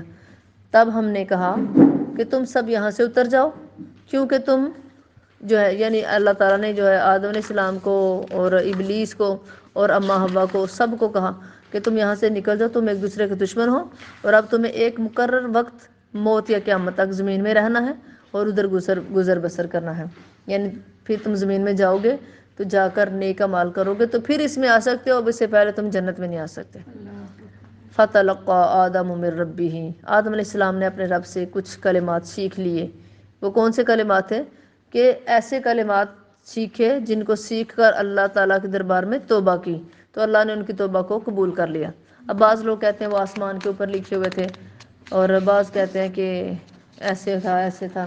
اللہ نے فتلقا القاء کر دیا، ان کے دل میں ڈال دیے، اللہ نے ان کو سکھا دیے، وہ انہوں نے کلمات سیکھ کر توبہ کی تو اللہ تعالیٰ نے ان کی توبہ کو قبول کر لیا، کیونکہ وہ اپنے بندوں کی توبہ کو قبول کرنے والا ہے، نہایت رحم کرنے والا ہے۔ نبی صلی اللہ علیہ وسلم کا فرمان ہے ان العبد اذا اعترف ثم تاب تاب اللہ علیہ، سبحان اللہ۔ رسول اللہ صلی اللہ علیہ وسلم نے فرمایا جب کوئی بندہ اپنے گناہوں کا اعتراف کر لیتا ہے، لوگوں کے سامنے نہیں کرنا کہ میں نے یہ گناہ کیا، یہ کیا، اللہ نے پردہ ڈالا ہے، اللہ کا اور بندے کا معاملہ ہے، بندوں کے سامنے گناہ نہ اپنا ظاہر کریں، کیونکہ معاف اللہ نے کرنا ہے، اللہ سے معافی مانگے، اللہ کے سامنے اپنے گناہوں کا اعتراف کرے، اللہ سے توبہ کرے، اللہ سے بخشش مانگے۔ فرمایا جب سچے دل سے توبہ کر لیتا ہے تاب اللہ علیہ، تو اللہ اس کی توبہ کو قبول کر لیتا ہے، کیونکہ انہ هو التواب الرحیم، وہ بڑا توبہ قبول کرنے والا، بڑا مہربان ہے۔ قُلْنَا اهْبِطُوا مِنْهَا جَمِيعًا، ہم نے کہا کہ تم سب کے سب یہاں سے نکل جاؤ، پھر جو میری طرف سے تمہارے پاس ہدایت آئے۔ ہدایت کون سی تھی؟ دین اسلام۔ اور جس نے میری ہدایت کی پیروی کی، یعنی دین اسلام کی، تو ایسے لوگوں کو کوئی خوف اور غم نہیں ہوگا۔ اور جن لوگوں نے ہماری آیات کو ماننے سے انکار کر دیا اور انہیں جھٹلا دیا، وہی اہل دوزخ ہیں اور اس میں ہمیشہ ہمیشہ رہیں گے۔ یا بنی اسرائیل اذکروا، اے بنی اسرائیل، بنی اسرائیل حضرت یعقوب علیہ السلام کی اولاد ہے۔ حضرت یعقوب علیہ السلام کی اولاد کو بنی اسرائیل کہا جاتا ہے، اور بنی اسرائیل ان کو اہل کتاب بھی کہا جاتا ہے، یہودی اور عیسائی بنی اسرائیل کو ہی کہا جاتا ہے۔ اللہ فرماتے ہیں میری ان نعمتوں کو یاد کرو۔ بنی اسرائیل جو ہیں ان سے خطاب کا آغاز، یہاں سے خطاب کا رخ عوام الناس کے بجائے اب پہلے سارے لوگوں سے اللہ تعالیٰ خطاب کر رہے تھے، اب اللہ تعالیٰ بنی اسرائیل کی طرف خطاب کر رہے ہیں، جو 14ویں رکوع تک چلتا ہے۔ یہود مدینہ میں جو یہودی تھے نا، یہ مدینہ میں بکثرت آباد تھے، چونکہ سیدنا اسحاق علیہ السلام سے لے کر ان میں تقریباً 4000 نبی آ چکے تھے، اس لیے تمام عرب پر ان کے علم و فضل کی دھاک بیٹھی تھی۔ اب دیکھیں جس قوم کے اندر 4000 پیغمبر آئے، اور بنی اسرائیل، یہ بنی اسماعیل جو تھے، مکے کے جو لوگ تھے، امی لوگ تھے، ان میں تو کوئی پیغمبر آیا ہی نہیں تھا، تو یہ بنی اسرائیل امی لوگوں کو، قریش کے لوگوں کو کچھ بھی نہیں سمجھتے تھے، جاہل ان پڑھ سمجھتے تھے، اور انہوں نے کوئی مسئلہ پوچھنا ہوتا تو ان یہودیوں سے پوچھتے تھے، اور ان کی کوئی قدر و قیمت نہیں تھی۔ ان کی تو قدر تھی صرف مکہ کے اندر خانہ کعبہ کی خبر گیری اور تولیت کی وجہ سے، متولی ہونے کی وجہ سے، ورنہ ان کو کوئی جانتا ہی نہیں تھا۔ اور ان کو اور ان کی امانتیں، اگر یہ مکہ کے لوگ یہودیوں کے پاس امانتیں رکھتے تھے تو یہودیوں نے یہ بھی کہا تھا کہ ہماری کتاب میں یہ بھی لکھا ہوا ہے کہ تم ان امیوں کی، مکے کے لوگوں کی امانتیں بھی کھا جاؤ تو تمہیں کوئی گناہ نہیں ہوگا۔ یہ اپنے پاس سے جھوٹ بناتے تھے، یعنی اس قدر ان کو برا سمجھا جاتا تھا۔ تو ان کے بڑے علم و فضل کی داغ بیٹھی تھی، اس پر اللہ تعالیٰ نے بے شمار انعامات کیے تھے، مگر کچھ مدت گزرنے پر ان میں بہت سے عیوب پیدا ہو گئے، ان کے اندر بڑے عیب تھے، بڑے قصور تھے، بڑے نقص تھے، تو وہ اپنے اس علمی تفوق کی بنا پر، یعنی کہتے ہیں نا فوق، اوپر بلندی ہونا، تو جو علم کے اندر اللہ نے ان کو برتری عطا کی تھی نا، اور اس حسد کی بنا پر کہ آنے والا نبی اسحاق علیہ السلام کے اولاد سے نہیں ہوا بلکہ بنی اسماعیل سے ہو چکا ہے، یعنی آخری نبی، ہر نبی بنی اسرائیل کا اسحاق علیہ السلام کی نسل سے آیا۔ ابراہیم علیہ السلام کے 2 بیٹے جو مشہور ہیں، ویسے تو 3 تھے لیکن جو مشہور ہیں وہ 2 ہیں، اسحاق اور اسماعیل۔ اسماعیل بڑے تھے، اسحاق چھوٹے تھے، اور بنی اسرائیل کے سارے پیغمبر حضرت اسحاق علیہ السلام کی نسل سے ہوئے، کیونکہ اسحاق علیہ السلام جو تھے وہ یعقوب علیہ السلام کے باپ تھے، تو یعقوب علیہ السلام کی ساری اولاد کو بنی اسرائیل کہا جاتا ہے۔ تو اسماعیل علیہ السلام کی اولاد میں سے صرف ایک نبی آئے، وہ کون سے تھے؟ حضرت محمد صلی اللہ علیہ وسلم۔ تو ان کو یہی حسد ہوا تھا کہ آخری نبی جو آنے والا تھا وہ اسحاق علیہ السلام کی اولاد سے نہیں، انہوں نے دعوت اسلام کو قبول کرنے سے انکار کر دیا کہ ہمارے جو باپ ہیں اسحاق ہیں ان کی نسل سے نہیں، ہم نہیں مانیں گے۔ تو اگلی آیات میں اس کا ذکر آ رہا ہے کہ اللہ تعالیٰ نے جو اپنی نعمتیں ان کے اوپر کی ہوئی تھی ان کا اللہ ذکر کر کے ان کو اپنے احسانات یاد کروا رہے ہیں۔ اسرائیل کا معنی ہے اللہ کا بندہ، عبداللہ، اسرائیل کا معنی عبداللہ، اور یہ یعقوب علیہ السلام کا لقب تھا، اور بنو اسرائیل سے مراد ان کی اولاد یا یہودی قوم ہے جن کے لیے تورات نازل ہوئی تھی۔ تو اب اللہ تعالیٰ اپنا ان کے ساتھ جو ہے تعلق تھا اس کو بیان کر رہے ہیں، ان نعمتوں کا ذکر کر رہے ہیں جو اللہ نے ان کو دی تھی۔ اللہ تعالیٰ فرماتے ہیں یا بنی اسرائیل اذکروا نعمتی التی انعمت علیکم، اے بنی اسرائیل میری ان نعمتوں کو یاد کرو جو میں نے تمہیں عطا کی تھیں، اور تمہارا مجھ سے جو عہد تھا اسے تم پورا کرو، اور میرا تم سے جو عہد تھا میں اسے پورا کروں گا۔ یعنی اللہ کا عہد یہ تھا کہ میں تمہیں جنت دوں گا، اور اللہ نے ان سے جو وعدہ لیا تھا کہ تم میری ہی عبادت کرنا، تو اس عبادت کے بدلے میں تمہیں جنت دوں گا۔ تو یعنی میں اپنا وعدہ پورا کروں گا، اور فقط مجھ ہی سے ڈرتے رہو۔ وَآمِنُوا بِمَا أَنزَلْتُ مُصَدِّقًا لِمَا مَعَكُمْ، اور اس کتاب پر ایمان لاؤ جو میں نے نازل کی ہے، یعنی قرآن مجید پر۔ یہ کتاب اس کتاب کی تصدیق کرتی ہے جو تمہارے پاس ہے، یعنی یہودیوں کے پاس تورات تھی تو قرآن کریم اس کو سچا کہتا ہے، لہٰذا اس سے پہلے منکر نہ بن جاؤ، نہ ہی میری آیات کو تھوڑی سی قیمت کے بدلے بیچ ڈالو، اور ڈرو تو صرف مجھ ہی سے ڈرو۔ وَلَا تَلْبِسُوا الْحَقَّ بِالْبَاطِلِ، فرمایا اور نہ ہی حق اور باطل کی آمیزش کرو، یعنی ان کو ملاؤ نہیں، اور جان بوجھ کر سچی بات کو نہ چھپاؤ۔ وَأَقِیمُوا الصَّلَاةَ وَآتُوا الزَّکَاةَ، نماز قائم کرو، زکوٰۃ ادا کرو، اور رکوع کرنے والوں کے ساتھ تم بھی رکوع کیا کرو۔ أَتَأْمُرُونَ النَّاسَ بِالْبِرِّ، کیا تم لوگوں کو تو نیکی کا حکم دیتے ہو مگر اپنے آپ کو بھول ہی جاتے ہو، حالانکہ تم کتاب تورات کی تلاوت کرتے ہو؟ کیا تم کچھ بھی عقل سے کام نہیں لیتے؟ وَاسْتَعِینُوا بِالصَّبْرِ وَالصَّلَاةِ، فرمایا تم نماز اور صبر کے ساتھ مشکل پڑنے پر نماز اور صبر سے مدد لو۔ یہاں پر مدد مانگنی ہے صبر کے ساتھ اور نماز کے ساتھ۔ یہ اللہ تعالیٰ نے کیوں کہا؟ پریشانیوں اور مصائب کا علاج۔ مصیبت اور پریشانی کی حالت میں صبر اور نماز کو اپنا شعار بنانے کا حکم دیا گیا ہے کہ اللہ کی یاد میں جس قدر طبیعت مصروف ہوگی اسی قدر دوسری پریشانیاں خود بخود کم ہوتی جائیں گی۔ بعض لوگوں نے یہاں صبر سے روزہ بھی مراد لیا ہے، اور رسول اللہ صلی اللہ علیہ وسلم کی عادت مبارکہ تھی کہ جب آپ صلی اللہ علیہ وسلم کو کوئی پریشانی لاحق ہوتی تو خود بھی نماز میں مشغول ہو جاتے اور اپنے گھر والوں کو بھی نماز پڑھنے کی دعوت دیتے۔ لیکن ہمارا کیا حال ہے؟ جیسے کوئی مصیبت آتی ہے تو جو فرض نماز ہے وہ بھی چھوڑ دیتے ہیں، تھوڑی سی تکلیف آتی ہے فرض نماز بھی جاتی رہتی ہے۔ ہم کیا کہتے ہیں؟ میری جان پہ بنی ہے تو میں نماز کی پڑھی ہوئی ہے۔ لیکن ان لوگوں کے ساتھ کیا معاملہ تھا؟ ان کو تکلیف آتی، مصیبت آتی، پریشانی آتی تو نماز پڑھتے تھے کہ جس قدر ہم اللہ کی یاد میں رہیں گے اسی قدر ہمارا غم کم ہو جائے گا۔ اللہ اکبر۔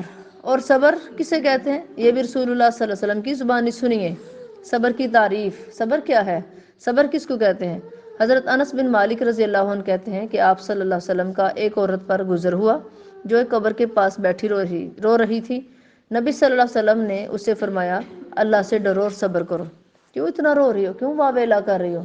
جیسے مصیبت کے وقت، فوتگی کے وقت یا قبرستان جا کر لوگ جتنا روتے ہیں، پریشان ہوتے ہیں، لوگوں کو بھی کر دیتے ہیں، تو نہ اللہ تعالیٰ کی یاد رہتی ہے، بس غم ہی غم۔ آپ نے فرمایا کہ اللہ سے ڈر اور صبر کر۔ وہ کہنے لگی جاؤ اپنا کام کرو۔ اس کو نہیں پتا تھا یہ اللہ کے رسول ہیں صلی اللہ علیہ وسلم۔ جاؤ اپنا کام کرو، تمہیں مجھ جیسی مصیبت پیش آتی تو تمہیں پتہ چلتا۔ اللہ اکبر۔ کہنے لگی تمہیں مجھ جیسی مصیبت تو پیش نہیں آئی۔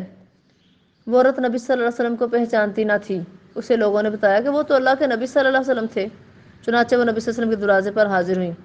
وہاں کوئی دربان موجود نہیں تھا۔ وہ اندر جا کر کہنے لگی میں نے آپ صلی اللہ علیہ وسلم کو پہچانا نہیں تھا، میں اب صبر کرتی ہوں۔ آپ صلی اللہ علیہ وسلم نے فرمایا صبر تو اس وقت کرنا چاہیے جب صدمہ شروع ہو۔ بخاری شریف کی روایت ہے، جب صدمہ شروع ہو پھر صبر کریں، اور اس صبر کا بدلہ اللہ نے سوائے جنت کے کچھ نہیں رکھا۔ وہ صبر نہیں ہے رو کے پیٹ کے واہ ویلا کر کے پھر کہ میں صبر کرتی ہوں، تب ثواب نہیں ملے گا۔ تو اللہ فرماتے ہیں وَاسْتَعِینُوا بِالصَّبْرِ وَالصَّلَاةِ، فرمایا مشکل پڑنے پر صبر اور نماز سے مدد لو، کیونکہ نماز جو ہے یہ بڑی مشکل ہے کافروں کے لیے، منافقوں، کافر تو پڑھتے نہیں، منافقین کے لیے مشکل ہے، مگر ان عاجزی کرنے والوں پر مشکل نہیں ہے۔ الذین یظنون انہم ملاقو ربہم، جن لوگوں کو یہ یقین ہے کہ ایک دن آنے والا ہے، ہم اپنے رب سے ملنے والے ہیں اور اسی کی طرف وہ پلٹ کر جانے والے ہیں۔ یعنی جو لوگ مرنے کے بعد اپنے پروردگار سے ملنے اور اس کے حضور جوابدہی کا یقین رکھتے ہیں، ان کے لیے نماز کی ادائیگی کبھی بھی مشکل نہیں ہوا کرتی، بلکہ اگر کوئی نماز چھوٹ جائے یا نماز میں دیر ہو جائے تو ان کی طبیعت پریشان ہو جاتی ہے۔ جو مومن ہے نا اس کی طبیعت خراب ہوتی ہے، اس کو کوئی کام اچھا نہیں لگتا، کوئی کام اس کا مکمل نہیں ہوتا، کوئی کام سوچتا نہیں ہے، تو وہ پریشان ہی ہو جاتا ہے، وہ رونے والا ہو جاتا ہے، اور جب تک وہ نماز ادا نہ کر لیں انہیں چین نہیں آتا، اور جو لوگ روز آخرت پر پورا یقین نہیں رکھتے ان کے لیے نماز ایک مصیبت بن جاتی ہے۔ لوگ کہتے ہیں لو جی ابھی ایک پڑھی نہیں تو دوسری اذان پھر ہو گئی ہے، نماز کا بھی مذاق، اذانوں کا بھی مذاق، اور پھر اذان دینے والوں کو گالیاں، معاذ اللہ۔ تو اللہ تعالیٰ فرماتے ہیں جو مومن ہیں، جو اللہ سے ڈرتے ہیں، جو اللہ سے ملنے کا یقین رکھتے ہیں، جن کو پتہ ہے کہ ایک دن آنے والا ہے، میں نے اپنے رب کے سامنے پیش ہونا ہے، اپنے اعمال کا حساب دینا ہے، تو وہ نماز کی پابندی کرتے ہیں۔ اور فرمایا کہ یا بنی اسرائیل اذکروا نعمتی اللتی، اے بنی اسرائیل میری اس نعمت کو بھی یاد کرو جو میں نے تمہیں عطا کی تھی اور تمہیں تمام اقوام عالم سے بڑھ کر نوازا تھا، یعنی پورے جہان سے بڑھ کر تمہیں نوازا تھا۔ اور اس دن سے ڈرتے رہو جب نہ تو کوئی کسی دوسرے کے کام آ سکے گا، نہ اس کے حق میں کوئی سفارش قبول کی جائے گی، نہ ہی اسے کچھ معاوضہ لے کر چھوڑ دیا جائے گا، اور نہ ہی ان مجرموں کو کہیں سے کوئی مدد پہنچ سکے گی۔ تو جب یہ سارے معاملات ہوں گے تو پھر کوئی بھی کسی کا مددگار نہیں ہوگا، تو اس دن کے آنے سے ڈرو۔ سفارش پر بھروسہ کرنا بے وقوفی ہے۔ ان کے اسی غلط عقیدے کی اللہ تعالیٰ نے اس میں تردید کی ہے کہ عذاب سے نجات کی جو 4 صورتیں ممکن ہیں ان میں سے کوئی بھی تمہارے کام نہ آ سکے گی۔ یعنی یہی ہوتا ہے نا، میری کوئی سفارش کر لے گا، میری طرف سے کوئی فدیہ جرمانہ دے دے گا، یا پھر کوئی سفارش قبول کر لی جائے گی، یا ہماری کو مدد کر سکے گا۔ تو فرمایا جب یہ چاروں کام ہی نہیں ہو سکیں گے، یعنی کوئی شخص کسی دوسرے شخص کا بوجھ نہیں اٹھائے گا، کوئی تیار ہی نہیں ہوگا، بلکہ اللہ فرماتا ہے یوم یفر المرء من اخیہ و امہ و ابیہ و صاحبتہ و بنیہ، یہی عزیز رشتے نا، ماں باپ، بھائی، بیٹے، بیوی۔ فرمایا قیامت کے دن یہ سارے اس سے بھاگیں گے کہ کہیں مجھ سے کوئی نیکی نہ مانگ لے۔ تو فرمایا اس دن کوئی بھی کسی کا بوجھ اٹھانے کے لیے تیار نہیں ہوگا، نہ کسی کی سفارش کام آئے گی، نہ وہ فدیہ دے کر چھوٹ سکے گا، اور نہ ہی اللہ کے مقابلے میں وہاں اس کا کوئی حامی اور مددگار ہوگا۔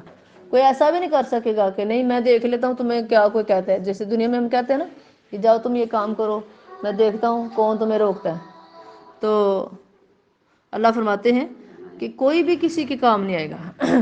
لہٰذا خوب سمجھ لو کہ محض انبیاء کی اولاد ہونے کی بنا پر تم کبھی بھی اپنی کرتوتوں کی سزا سے نہیں بچ سکو گے۔ یہ بنی اسرائیل کے لوگ یہ کہتے تھے نا، ہمارے جو بڑے ہیں، ہم نبیوں کی اولاد، ہم جتنے مرضی گناہ کریں ہمارے نبی ہماری سفارش کر کے ہمیں اللہ کے عذاب سے بچا لیں گے۔ تو اللہ نے فرمایا اس دن کوئی بھی کسی کے کام نہیں آئے گا۔ وَإِذْ نَجَّيْنَاكُمْ مِنْ آلِ فِرْعَوْنَ، پھر وہ وقت بھی یاد کرو جب ہم نے تمہیں آل فرعون سے نجات دی۔ یہ لوگ تمہیں سخت دکھ دیتے تھے، تمہارے بیٹوں کو تو ذبح کر ڈالتے تھے اور تمہاری عورتوں کو زندہ رہنے دیتے تھے، اور تمہاری اس حالت میں تمہارے رب کی طرف سے ایک بہت بڑی آزمائش تھی۔ اللہ اکبر۔ فرعون نے بنی اسرائیل کو عذاب دیا، ان کے بیٹوں کو قتل کرتا، بیویوں کو زندہ رہنے دیتا، ان کے ساتھ جیسے چاہتے جاتیاں کرتے، نوکرانیاں بناتے، ان سے مدد لیتے، کام کاج کرواتے۔ تو یہ وجہ کیا تھی؟ بیٹوں کو قتل کیوں کرتا تھا؟ فرعون نے ایک خواب دیکھا تھا جس کی تعبیر اس کے نجومیوں نے یہ دی تھی کہ بنی اسرائیل میں ایک ایسا شخص پیدا ہوگا جو تمہاری سلطنت کو ختم کر دے گا۔ فرعون نے اس کا حال یہ سوچا کہ اپنی مملکت میں حکم دے دیا جائے کہ بنی اسرائیل کے ہاں جو بھی بچہ پیدا ہو اسے مار ڈالا جائے، یعنی میں اس بچے کو پیدا ہی نہیں ہونے دوں گا، اگر پیدا ہو بھی گیا تو میں اس کو رہنے نہیں دوں گا، اور جو لڑکیاں پیدا ہونے اپنی لونڈیاں بنا لیا جائے۔ اپنی حکومت کو بچانے کے لیے اس کی یہ تدبیر انتہائی ظالمانہ تھی۔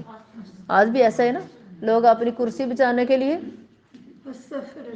عوام کے اوپر ظلم کرتے ہیں، اور آج مہنگائی کے ذریعے سے ظلم کیا جا رہا ہے اپنی سلطنت کو بچانے کے لیے۔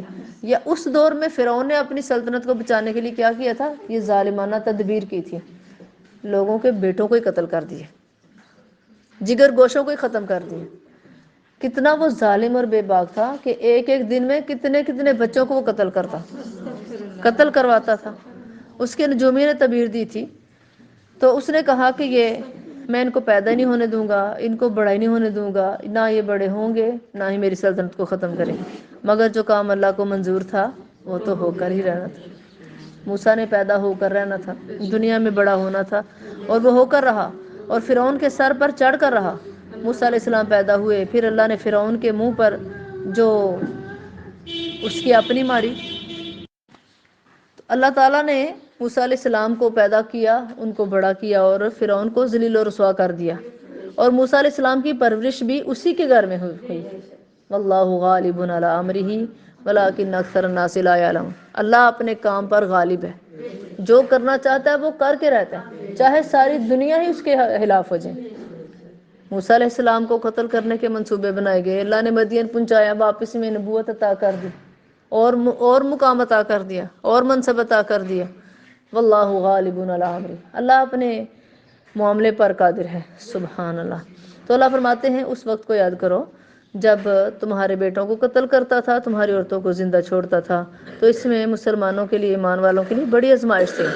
اور پھر فرمایا وَإِذْ فَرَقْنَا بِكُمُ الْبَحْرَ، فرمایا وہ وقت بھی یاد کرو جب ہم نے تمہاری خاطر سمندر کو پھاڑ کر اس میں راستہ بنا دیا، یاد ہے نا، 12 راستے اللہ نے بنائے تھے۔ اس طرح ہم نے تمہیں تو آل فرعون سے نجات دے دی اور ان کو سمندر میں غرق کر دیا، فرعونیوں کو، اور یہ سب کچھ تم دیکھ رہے تھے، یعنی بنی اسرائیل کی آنکھوں کے سامنے یہ ہوا تھا۔ آگے اللہ فرماتے ہیں وَإِذْ وَعَدْنَا مُوسَىٰ 40 لَيْلَةً، اور وہ واقعہ بھی یاد کرو جب ہم نے موسیٰ علیہ السلام کو 40 راتوں کے وعدے پر میقات پر بلایا، یعنی میقات مقررہ وقت کو کہا جاتا ہے، یعنی کوہ طور پر بلایا، تو ان کی غیر موجودگی میں تم نے بچڑے کو معبود بنا لیا۔ موسیٰ علیہ السلام کوہ طور پر گئے ہیں تو رات لینے کے لیے، بعد میں جو قوم تھی انہوں نے سونے کا ایک بچڑا بنایا، اس کو اپنا معبود بنا لیا، اس کی عبادت شروع کر دی، اس کو پوجنا شروع کر دیا۔ تو اللہ فرماتے ہیں تم واقعی ظالم تھے، پھر اس کے بعد ہم نے تمہارا یہ جرم معاف کر دیا کہ شاید اب تم شکر گزار بن جاؤ۔ اور اسی میقات کے دوران ہم نے موسیٰ علیہ السلام کو کتاب بھی عطا کر دی، قانون فیصل دیا، یعنی فیصلہ کرنے والا قانون، تاکہ تم ہدایت کی راہ پا سکو۔ جب 40 دن کے لیے گئے تھے تو اللہ نے وہاں پہ کتاب بھی عطا کر دی تھی۔ اللہ اکبر کبیرہ۔ اللہ فرماتے ہیں وَإِذْ قَالَ مُوسَىٰ لِقَوْمِهِ يَا قَوْمِ إِنَّكُمْ ظَلَمْتُمْ، جب موسیٰ علیہ السلام نے واپس آ کر دیکھا کہ میری قوم تو گمراہ ہو چکی ہے، بچڑے کو پوج رہے ہیں، اس کی عبادت کر رہے ہیں، تو کہا میری قوم تم نے بچڑے کو معبود بنا کر اپنے آپ پر بڑا ظلم کیے۔ جو بندہ اللہ کے ساتھ شرک کرتا ہے وہ اللہ کا کچھ نہیں بگاڑتا، نہ ہی اللہ کی توحید میں کوئی فرق آتا ہے، نہ ہی اللہ تعالیٰ کے اقتدار میں فرق آتا ہے، نہ اللہ کی صفات میں فرق آتا ہے۔ شرک کرنے والا اپنا ہی نقصان کرتا ہے۔ تو اللہ فرماتے تم نے اپنے آپ پر ظلم کیا، لہٰذا اپنے خالق کے حضور تم توبہ کرو اور اپنی جانوں کو ہلاک کر دو۔ جانوں کو ہلاک کرنے کا کیا مطلب تھا؟ یعنی موسیٰ علیہ السلام جب کوہ طور سے تورات لے کر واپس لوٹے تو انہیں بنی اسرائیل کی اس وہ جو بچڑے کی پوجا تھی نا، اس بت پرستی کا بچڑا پرستی کا جو تھا علم ہوا، اور اس بات پر ان کو سخت دکھ ہوا۔ تو قوم سے کہا کہ اب اس ظلم کی سزا یہ ہے کہ جن جن لوگوں نے بچڑے کی پوجا کی تھی انہیں چن چن کر مار دیا جائے۔ دیکھیں ہمارے اوپر اللہ کی کتنی بڑی رحمت ہے، کتنا فضل ہے۔ اگر ہم گناہ کریں، سچے دل سے توبہ کر لیں تو اللہ معاف کر دیتے ہیں۔ ان کے لیے کیا تھا؟ انہوں نے بچڑے کی پوجا کی تھی، ظلم تھا، یہ شرک تھا۔ اللہ نے فرمایا جن لوگوں نے بچڑے کی پوجا کی ہے وہ اپنے آپ کو قتل کروانے کے لیے تیار ہو جائیں تو آخرت کے عذاب سے بچ جائیں گے۔ پھر وہ قتل ہوئے تھے، جو قتل ہوئے تھے قیامت کے دن اللہ ان کو معاف کر دیں گے، جو قتل نہیں ہوئے ان کو جہنم کی سزا ملے گی۔ اللہ اکبر۔ اس وقت بنی اسرائیل کے 3 گروہ بن گئے، ایک وہ جنہوں نے بچڑے کی پوجا کی تھی، دوسرے وہ جو انہیں بچڑے کی پوجا کرنے سے منع کرتے تھے، تیسرا وہ گروہ جو غیر جانبدار ہے، نہ خود پوجا کی نہ منع کیا، تو یہ بھی گناہ میں برابر کے شریک تھے۔ انہیں حکم یہ دیا گیا تھا کہ منع کرنے والے یعنی بچڑا پوجنے والوں کو قتل کریں، اور جو غیر جانبدار تھے انہیں معاف کر دیا گیا۔ جنہوں نے نہ پوجا کی نہ منع کیا ان کو تو اللہ نے معاف کر دیا، اور جنہوں نے پوجا کی تھی ان کو قتل کر دیا، جنہوں نے پوجا نہیں کی اور منع بھی کیا انہوں نے قتل کیا تھا۔ تو اللہ تعالیٰ نے اس طرح ان کا قصور معاف کر دیا۔ آگے اللہ فرماتے ہیں وَإِذْ قُلْتُمْ يَا مُوسَىٰ لَن نُؤْمِنَ لَكَ حَتَّىٰ نَرَى اللَّهَ جَهْرًا، وہ واقعہ بھی یاد کرو جب تم نے موسیٰ علیہ السلام سے کہا کہ جب تک ہم اللہ کو اعلانیہ نہ دیکھ لیں، اپنے سامنے نہ دیکھ لیں تو تمہاری کسی بات کو نہیں مانیں گے۔ موسیٰ علیہ السلام سے قوم نے کہا پھر تمہارے دیکھتے ہی دیکھتے تم پر بجلی گری جس نے تمہیں ختم کر دیا، پھر تمہاری موت کے بعد ہم نے تمہیں زندہ کر کے اٹھایا، شاید اب ہی تم شکر گزار بن جاؤ۔ اور ہم نے تم پر بادلوں کا سایہ کیا، وَظَلَّلْنَا عَلَيْكُمُ الْغَمَامَ، تم پر بادلوں کا سایہ کیا اور تمہارے کھانے کے لیے من اور سلوہ اتارا، اور کہا کہ یہ پکیزہ چیزیں کھاؤ جو ہم نے تمہیں عطا کی ہیں، اور دیکھو تمہارے اسلاف نے، تمہارے بڑوں نے ہم پر تو کوئی ظلم نہیں کیا، یعنی جس نے شرک کیا اس نے ہمارے اوپر ظلم نہیں کیا بلکہ وہ اپنے آپ پر ہی ظلم کرتے رہے۔ یعنی جو انسان اللہ کے ساتھ شرک کرتا ہے، اللہ کا کچھ نہیں بگاڑتا، اپنے آپ پر ہی ظلم کرتا ہے۔ وَإِذْ قُلْنَا ادْخُلُوا هَٰذِهِ الْقَرْيَةَ، فرمایا وہ واقعہ بھی یاد کریں جب ہم نے انہیں کہا تھا کہ اس بستی میں داخل ہو جاؤ جہاں سے جی چاہے پیٹ بھر کر کھاؤ اور پیو، البتہ جب اس بستی کے دروازے سے گزرنے لگو تو سجدہ کرتے ہوئے گزرنا۔ یہ کون سی بستی تھی؟ اس میں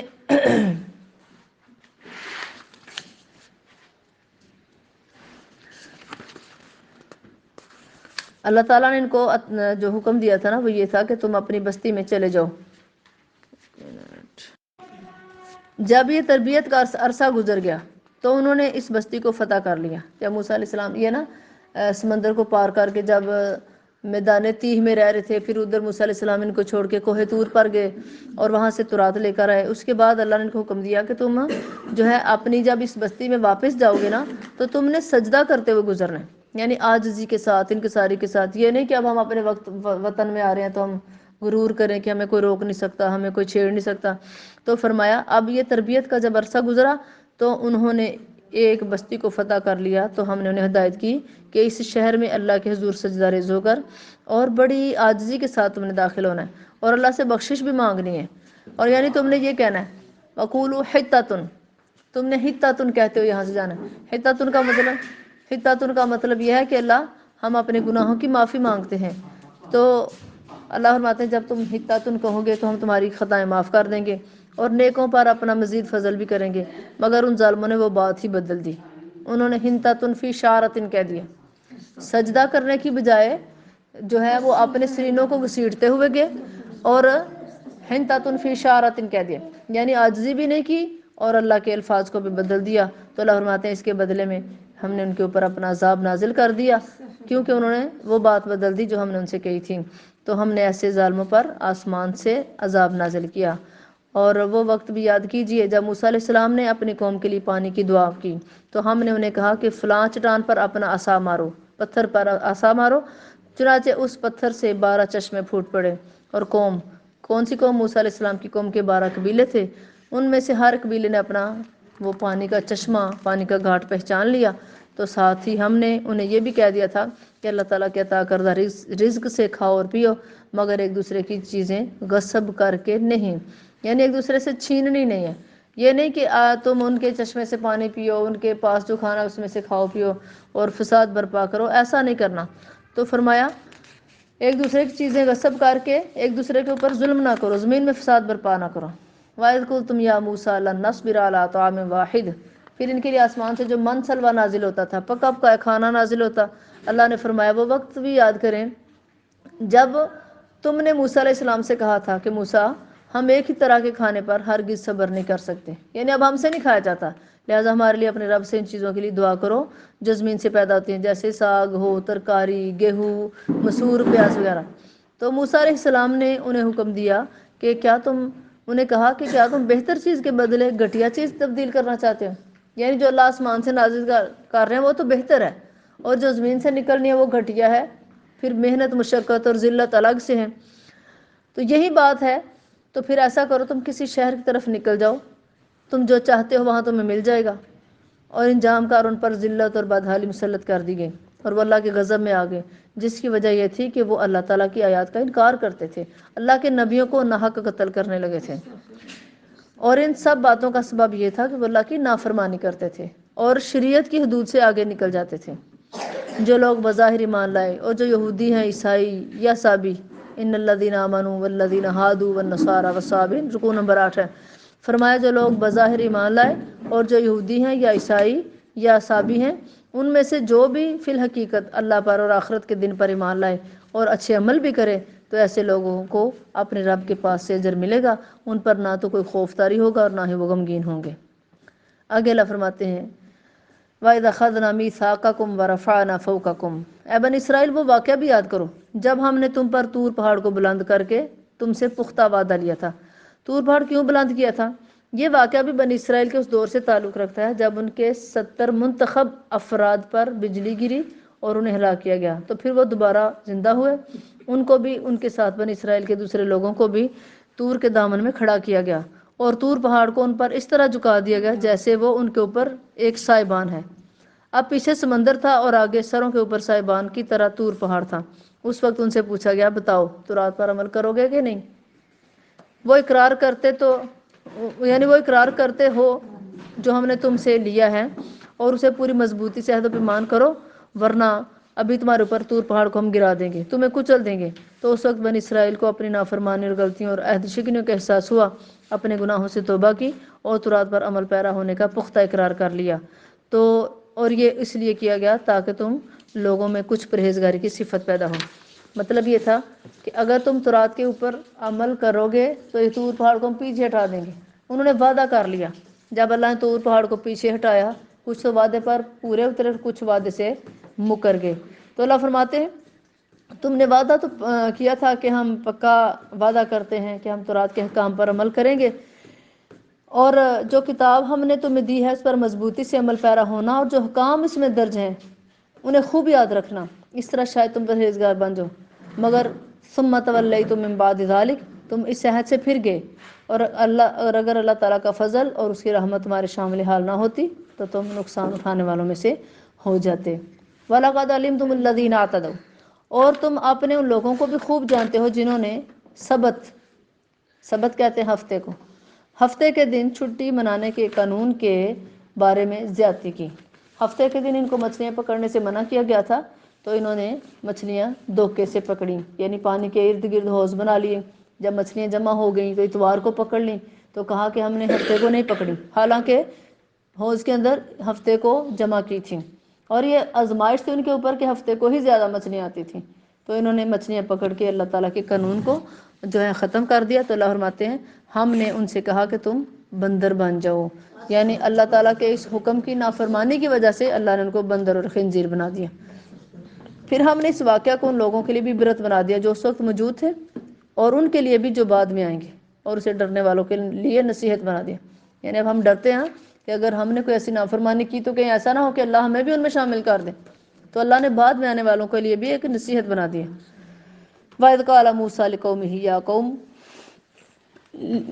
إِنَّ اللَّهَ يَأْمُرُكُمْ، اور جب موسیٰ علیہ السلام نے اپنی قوم سے کہا کہ اللہ تمہیں ایک گائے ذبح کرنے کا حکم دیتا ہے، تو وہ موسیٰ علیہ السلام سے کہنے لگے کہ کیا تو ہم سے مذاق کرتا ہے؟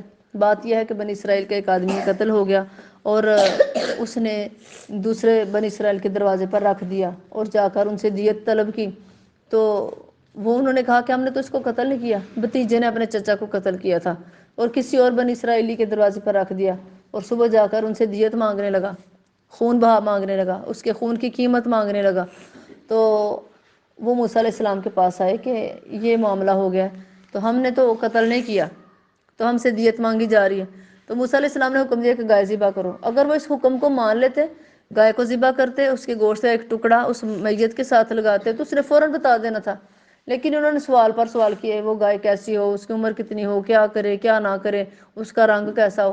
جب انہوں نے اپنے لیے مشکلات پیدا کی تو اللہ نے بھی ان کے اوپر مشکل ڈال دی۔ پھر اتنی مہنگی ان کو گائے ملی تھی کہ اس کی کھال سونے کے برابر ہو، ایک پلڑے میں سونا رکھا جائے، ایک پلڑے میں کھال رکھی جائے، اس کے سونے کے برابر اس کی کھال کا وزن۔ پھر ان کو یہ گائے ملی، انہوں نے اس کو ذبح کیا، پھر اس کے ساتھ لگایا، اس نے زندہ ہو کر بتایا کہ مجھے میرے بھتیجے نے قتل کیا، اور پھر وہ مر گیا۔ تو اللہ فرماتے ہیں تم نے موسیٰ علیہ السلام سے کہا، درخواست کی تھی کہ ہماری قوم میں سے ایک شخص قتل ہو گیا تو ہم کیا کریں؟ تو اللہ فرماتے ہیں اس نے حکم دیا کہ اللہ تمہیں کہتا ہے کہ ایک گائے ذبح کرو۔ وہ کہنے لگے کہ ہمارا آدمی فوت ہو گیا اور تم ہم سے مذاق کر رہے ہو، گائے کا اس کے ساتھ کیا تعلق ہے؟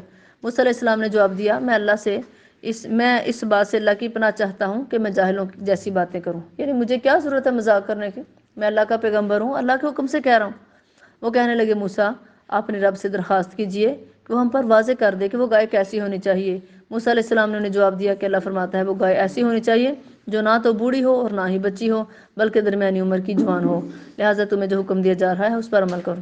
اگر اس پر بھی عمل کر لیتے تو کافی تھا، مگر انہوں نے جواب میں وہ اپنے سوالات میں اضافہ کیا۔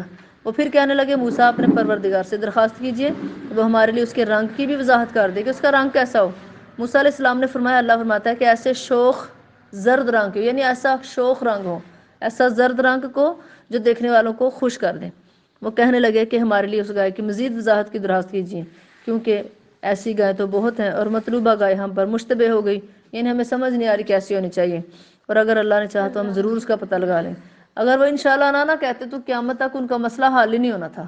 وہ جو انہوں نے کہا نا وَإِنَّا إِن شَاءَ اللَّهُ لَمُهْتَدُونَ، اگر اللہ نے چاہا تو ضرور ہمیں گائے مل جائے گی، پتہ لگا لیں گے، تو انشاءاللہ کہنے کی برکت سے اللہ نے ان کا مسئلہ حل کر دیا۔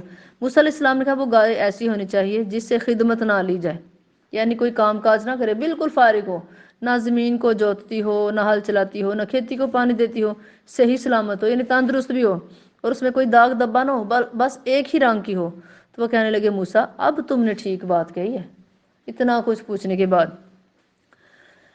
تو اتنی لیت و لعل کے بعد، لیت کہتے ہیں کاش، لعل شاید، یعنی شاید ایسا کام ہو جائے، کاش ایسا ہو جائے، یعنی اتنی بحث مباحثے کے بعد انہوں نے گائے ذبح کی، جبکہ معلوم ایسا ہو رہا تھا کہ وہ یہ کام نہیں کریں گے، ان کے سوالوں سے ایسے لگتا تھا گائے ذبح نہیں کریں گے۔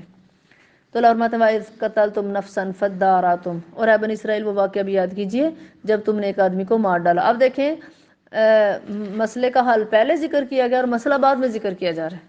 یہ ایک آدمی کو مار ڈالا، یہ مسئلے کا حل پہلے بیان کر دیا، مسئلہ آیا کہ مارا کیوں تھا، پھر تم نے یہ الزام ایک دوسرے کے سر پر ڈال دیا، جھگڑا کر رہے تھے کہ جو کچھ تم چھپانا چاہتے تھے اللہ اس کو ظاہر کرنے والا تھا۔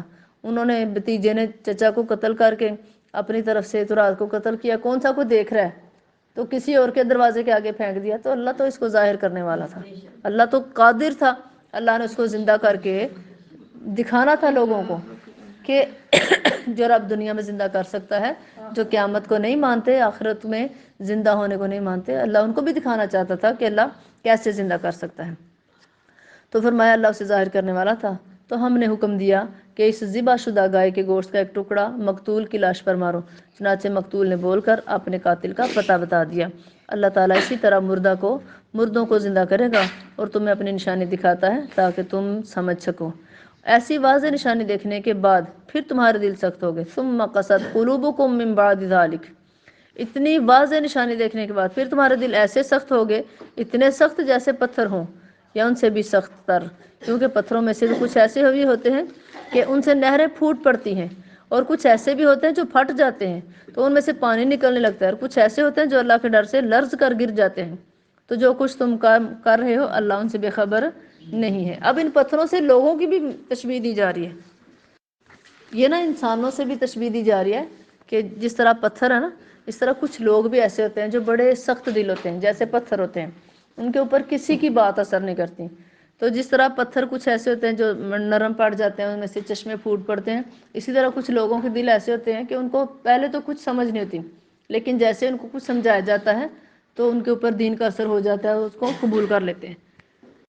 تو اللہ یہ فرما رہے ہیں کہ اللہ تعالیٰ جو ہے تمہارے دلوں سے باخبر ہے، یعنی اللہ کو معلوم ہے کہ کون سا انسان سمجھ حاصل کرتا ہے، کون سا اس کے اوپر اثر کرتا ہے، کس کے اوپر اسلام کا رنگ چڑھتا ہے، کس کے اوپر نہیں چڑھتا۔ تو اللہ فرماتے ہیں افتطمعون ان یؤمنوا لکم، مسلمانوں کیا تم ان یہودیوں سے یہ توقع رکھتے ہو کہ وہ تمہاری خاطر ایمان لیں گے، حالانکہ ان میں سے ایک ایسا گروہ ہے جو اللہ کا کلام سنتے ہیں پھر اس کو سمجھ لینے کے بعد جان بوجھ کر اس میں تبدیلی کر دیتے ہیں۔ یہ لوگ جب ایمان والوں سے ملتے ہیں تو کہتے ہیں ہم بھی محمد صلی اللہ علیہ وسلم پر ایمان لے آئے ہیں، اور جب اکیلے ہوتے ہیں، اکیلے میں تنہائی میں ایک دوسرے سے ملتے ہیں تو کہتے ہیں ہم تو مسلمانوں، کیا تم مسلمانوں کو وہ راز کی باتیں بتاتے ہو جو اللہ نے تم پر کھولی ہیں کہ وہ اپنے پروردگار کے ہاں ان باتوں کو تمہارے خلاف بطور حجت پیش کریں گے۔ اب دیکھیں ان کو اتنا بھی ڈر تھا، ان کو یہ معلوم تھا، یہودی جو تھے نا، ان کو پتا تھا یہ اللہ کا سچا رسول ہے، کیونکہ جو صفتیں انہوں نے تورات میں نبی صلی اللہ علیہ وسلم کے بارے میں پڑھی تھیں وہ نبی صلی اللہ علیہ وسلم کے اندر موجود تھیں، ان کو پتا تھا۔ اب ان یہودیوں کو اگر کوئی یہودی کے سامنے کوئی دوسرا یہودی کہتا کہ یہ اللہ کے رسول ہیں تو اس وقت تو چپ کر جاتے، کہتے کہ ہم آپ پر ایمان لائے ہیں، واقعی جو تورات میں آپ کی صفتیں لکھی ہیں، بشارتیں دی ہیں وہ آپ کے اندر موجود ہیں۔ لیکن جب اکیلے ہوتے ہیں نا، اب دیکھیں دو یہودی کھڑے ہیں، ایک نبی صلی اللہ علیہ وسلم کی تعریف کر رہا ہے، دوسرا نبی صلی اللہ علیہ وسلم کے سامنے اس کو منع تو نہیں کر سکتا۔ جب اکیلے ہوتے نا تو پھر اس کو ڈانٹتے کہ کیوں تم ان کو وہ بات بتاتے ہو جو اللہ نے تمہیں بتائی ہے، ہماری تورات میں ان کی صفت بیان ہوئی ہے نا، ان کو کیوں بتا رہے ہو؟ تو آپس میں ایک دوسرے کو ڈانٹتے اور کیا کہتے تھے کہ تم ان کو کیوں بتاتے ہو، نہیں تو یہ تو قیامت کے دن کہیں گے، اللہ کے سامنے جھگڑا کریں گے، اللہ ان کو پتا تھا کہ میں تیرا سچا رسول ہوں پھر بھی مان نہیں لائے۔ تو یہودی یہودیوں کو منع کر رہے ہیں کہ تم پیغمبر صلی اللہ علیہ وسلم کو نہ بتایا کرو کہ آپ سچے رسول ہیں، نہیں تو یہ تو قیامت کے دن جھگڑا کریں گے۔ اللہ اکبر کبیرہ۔ تو اللہ فرماتے ہیں تمہیں کچھ بھی عقل نہیں رہی، یہودیوں کو کہتے ہیں کہ ان کو کیوں بتا رہے ہو اپنی راز کی باتیں۔ اللہ فرماتے ہیں کیا اولا یعلمون ان اللہ یعلم ما یسرون وما یعلنون، فرمایا کیا وہ یہودی یہ نہیں جانتے کہ اللہ تعالی ہر چیز کو جانتا ہے جسے وہ چھپاتے ہیں اور جسے وہ ظاہر کرتے ہیں۔ فویل للذین، آگے ومنہم امیون لا یعلمون الکتاب، ان یہودیوں میں سے ایک گروہ ان پڑھ لوگوں کا ہے جو کتاب کا علم نہیں رکھتے۔ کون سی کتاب؟ تورات کا۔ ان کے پاس جھوٹی آرزوؤں کے سوا کچھ بھی نہیں، یعنی ہم بخشے بخشائیں، ہم نبیوں کی اولاد ہیں، ہم جو مرضی کریں، یہ جھوٹی آرزویں تھیں ان کی۔ اور فرمایا جو بات بھی کرتے ہیں وہ اپنے گمان سے کرتے ہیں، اپنے اندازے سے کرتے ہیں، ایسے لوگوں کے لیے ہلاکت ہے جو کتاب کو اپنے ہاتھوں سے اپنی مرضی کے مطابق لکھتے پھر کہتے ہیں کہ یہ اللہ تعالیٰ کے ہاتھ سے نازل ہوئی ہیں تاکہ اس تھوڑے سے پیسوں اور روپے کی وجہ سے، یعنی تھوڑے سے مول لوگوں سے لے سکیں، پیسے لے سکیں۔ ان کے ہاتھ کی تحریر بھی ان کے لیے بربادی کا سامان ہے۔ فرمایا فویل للذین یکتبون الکتاب بیدیہم، فرمایا جو اپنے ہاتھوں سے کتاب لکھتے ہیں ان کے لیے ہلاکت ہے۔ فویل لہم مما کتبت ایدیہم، ان کے ہاتھوں نے جو لکھا اس پر بھی ہلاکت ہے، جو ہاتھوں سے لکھ رہے ہیں اس لکھائی پر بھی، اور جو لکھنے کے بعد لوگوں کو غلط مسئلے بتا کر ان سے پیسے لیتے ہیں اس کمائی پر بھی ہلاکت ہے۔ فرمایا ان کی یہ کمائی بھی ان کے لیے ہلاکت کا سبب ہے، اور وہ یہ بھی کہتے ہیں کہ گنتی کے چند دن کے علاوہ انہیں دوزخ کی آگ ہرگز نہیں چھوئے گی۔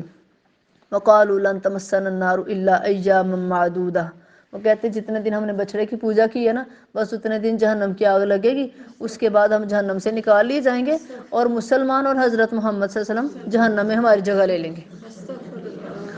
تو اللہ تعالیٰ فرماتے ہیں آپ صلی اللہ علیہ وسلم ان سے پوچھئے کہ کیا تم نے اللہ سے کوئی ایسا عہد لے رکھا ہے کہ جس کی خلاف ورزی نہیں کرے گا، کہ اللہ نے واقعی کہا کہ تم جہنم میں نہیں جاؤ گے، کہ تم اللہ پر جھوٹی باتیں جڑ دیتے ہو جن کا تمہیں علم ہی نہیں۔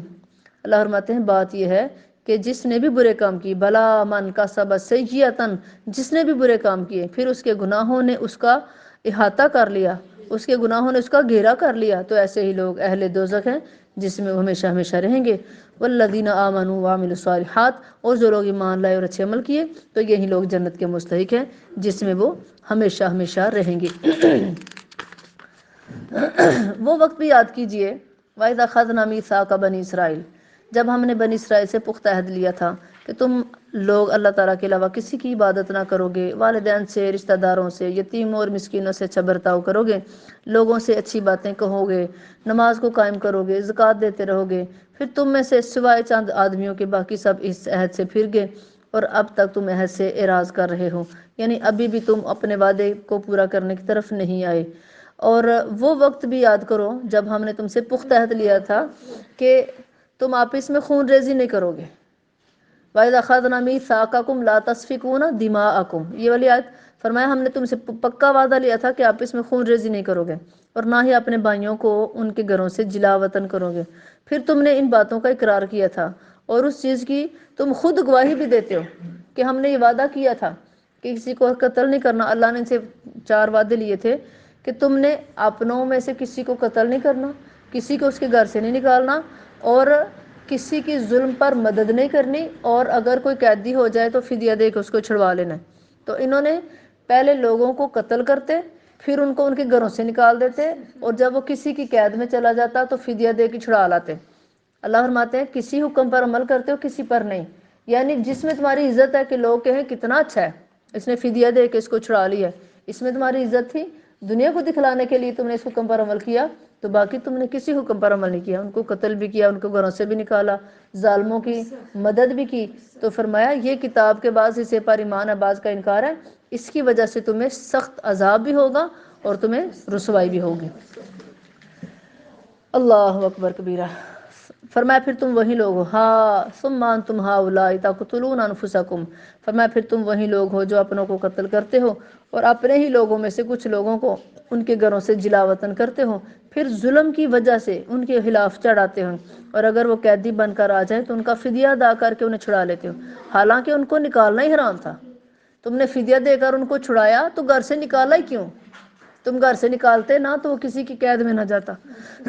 فرمایا کیا تم کتاب کے بعض حصے پر مان لاتے ہو اور بعض کا انکار کرتے ہو؟ فرمایا بلا، جو لوگ ایسے کام کریں ان کی سزا اس کے سوا اور کیا ہو سکتی ہے کہ دنیا میں ذلیل و خوار ہوں گے، قیامت کے دن وہ سخت عذاب کی طرف دھکیل دیے جائیں گے، اور جو کچھ تم کرتے ہو اللہ اسے بے خبر نہیں ہے۔ اولئک الذین اشتروا الحیات الدنیا بالآخرہ، یہی لوگ ہیں جنہوں نے آخرت کے بدلے دنیا کی زندگی کو خرید لیا، لہٰذا ان سے نہ تو عذاب ہلکا کیا جائے گا اور نہ ہی وہ کوئی ان کی مدد کر سکے گا۔ وَلَقَدْ آتَيْنَا مُوسَى الْكِتَابَ، بے شک ہم نے موسیٰ علیہ السلام کو کتاب دی۔ پھر اس کے بعد اللہ نے مسلسل پیغمبر بھیجے، عیسیٰ بن مریم کو واضح معجزات عطا کی اور روح القدس سے ان کی تائید کی۔ پھر جب بھی کوئی رسول کوئی ایسی چیز لایا جو تمہاری خواہش کے خلاف تھی تو تم اکڑ بیٹھے، انکار کرنے لگے۔ یعنی جب بھی پیغمبر کوئی ایسی کتاب لایا جسے تم پسند نہیں کرتے تھے تو تم نے اس کا انکار ہی کر دیا۔ رسولوں کا ایک گروہ ایسا تھا جسے تم نے جھٹلا دیا، اور ایک گروہ کو تم نے قتل ہی کر دیا۔ اللہ اکبر۔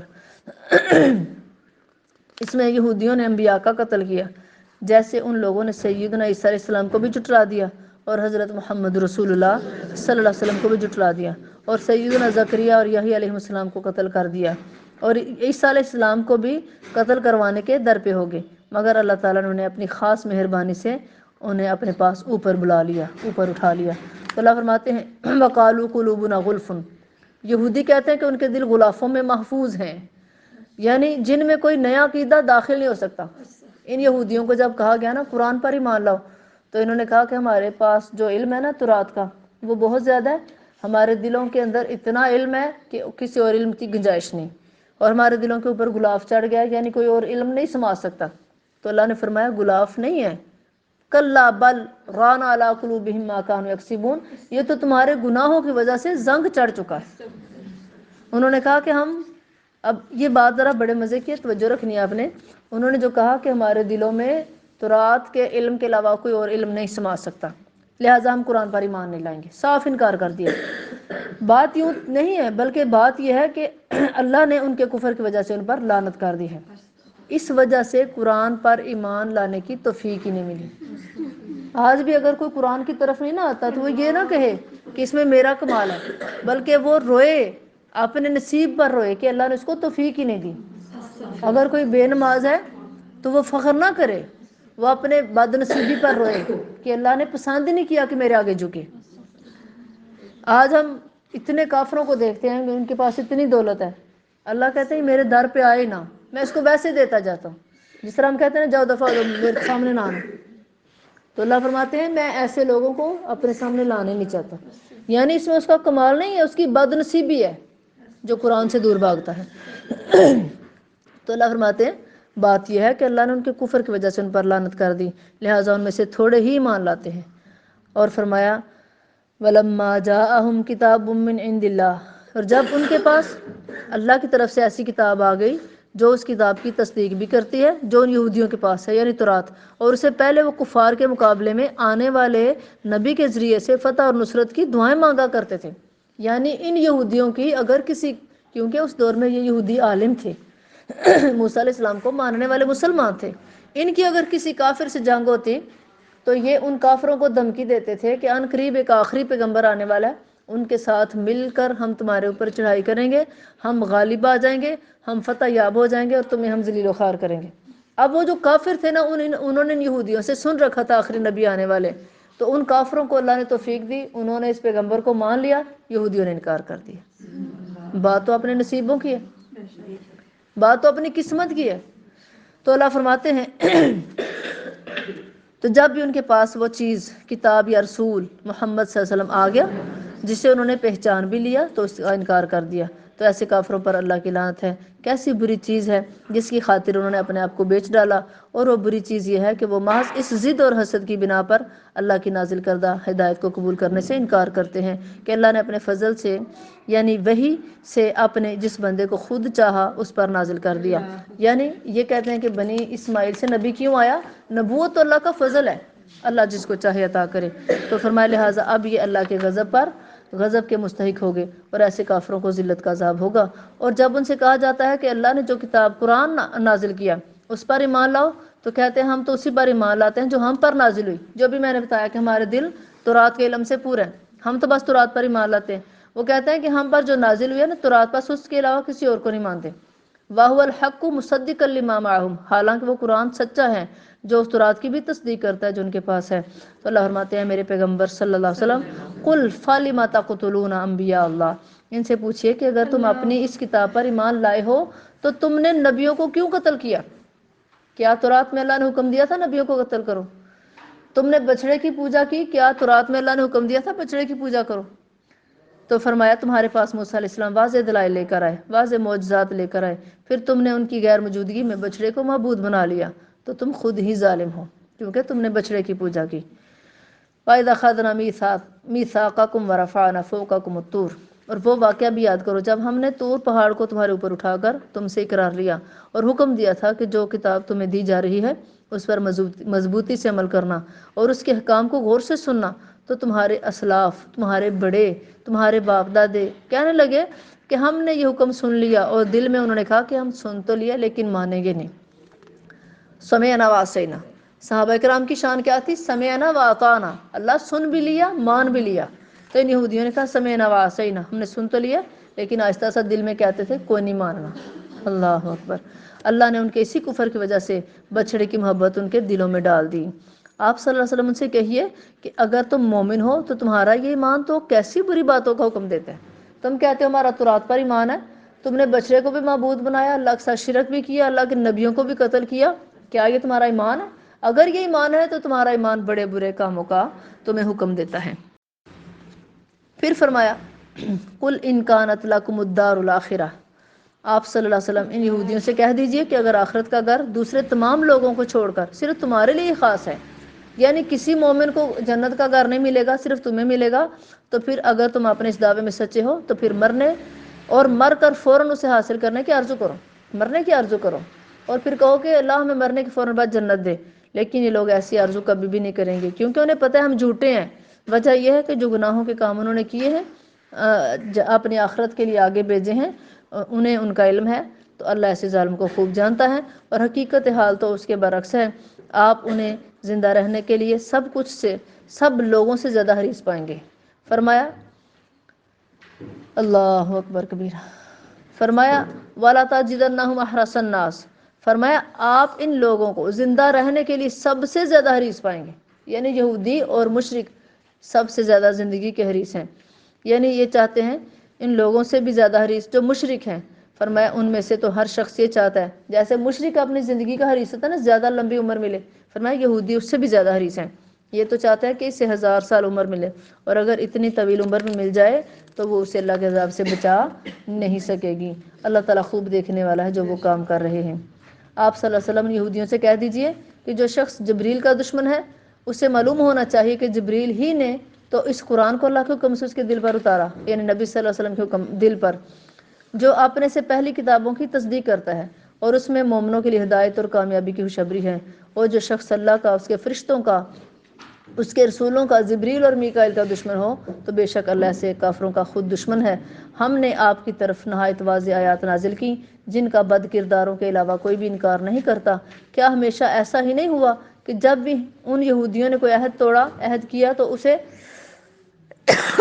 ایک گروہ نے پس پشت ڈال دیا، بلکہ حقیقت یہ ہے کہ ان میں سے اکثر اس پر ایمان ہی نہیں لاتے، اور جب ان کے پاس اللہ کی طرف سے کوئی ایسا رسول آیا جو ان کے پاس کتاب موجود ہے، یعنی پیغمبر آیا جو ان کے پاس کتاب موجود ہے اس کی تصدیق بھی کرتا ہے، تو انہیں اہل کتاب نے، ایک گروہ نے، یعنی اللہ تعالیٰ کی کتاب کو یوں اپنے پس پشت ڈال دیا جیسے وہ اسے جانتے ہی نہیں ہیں۔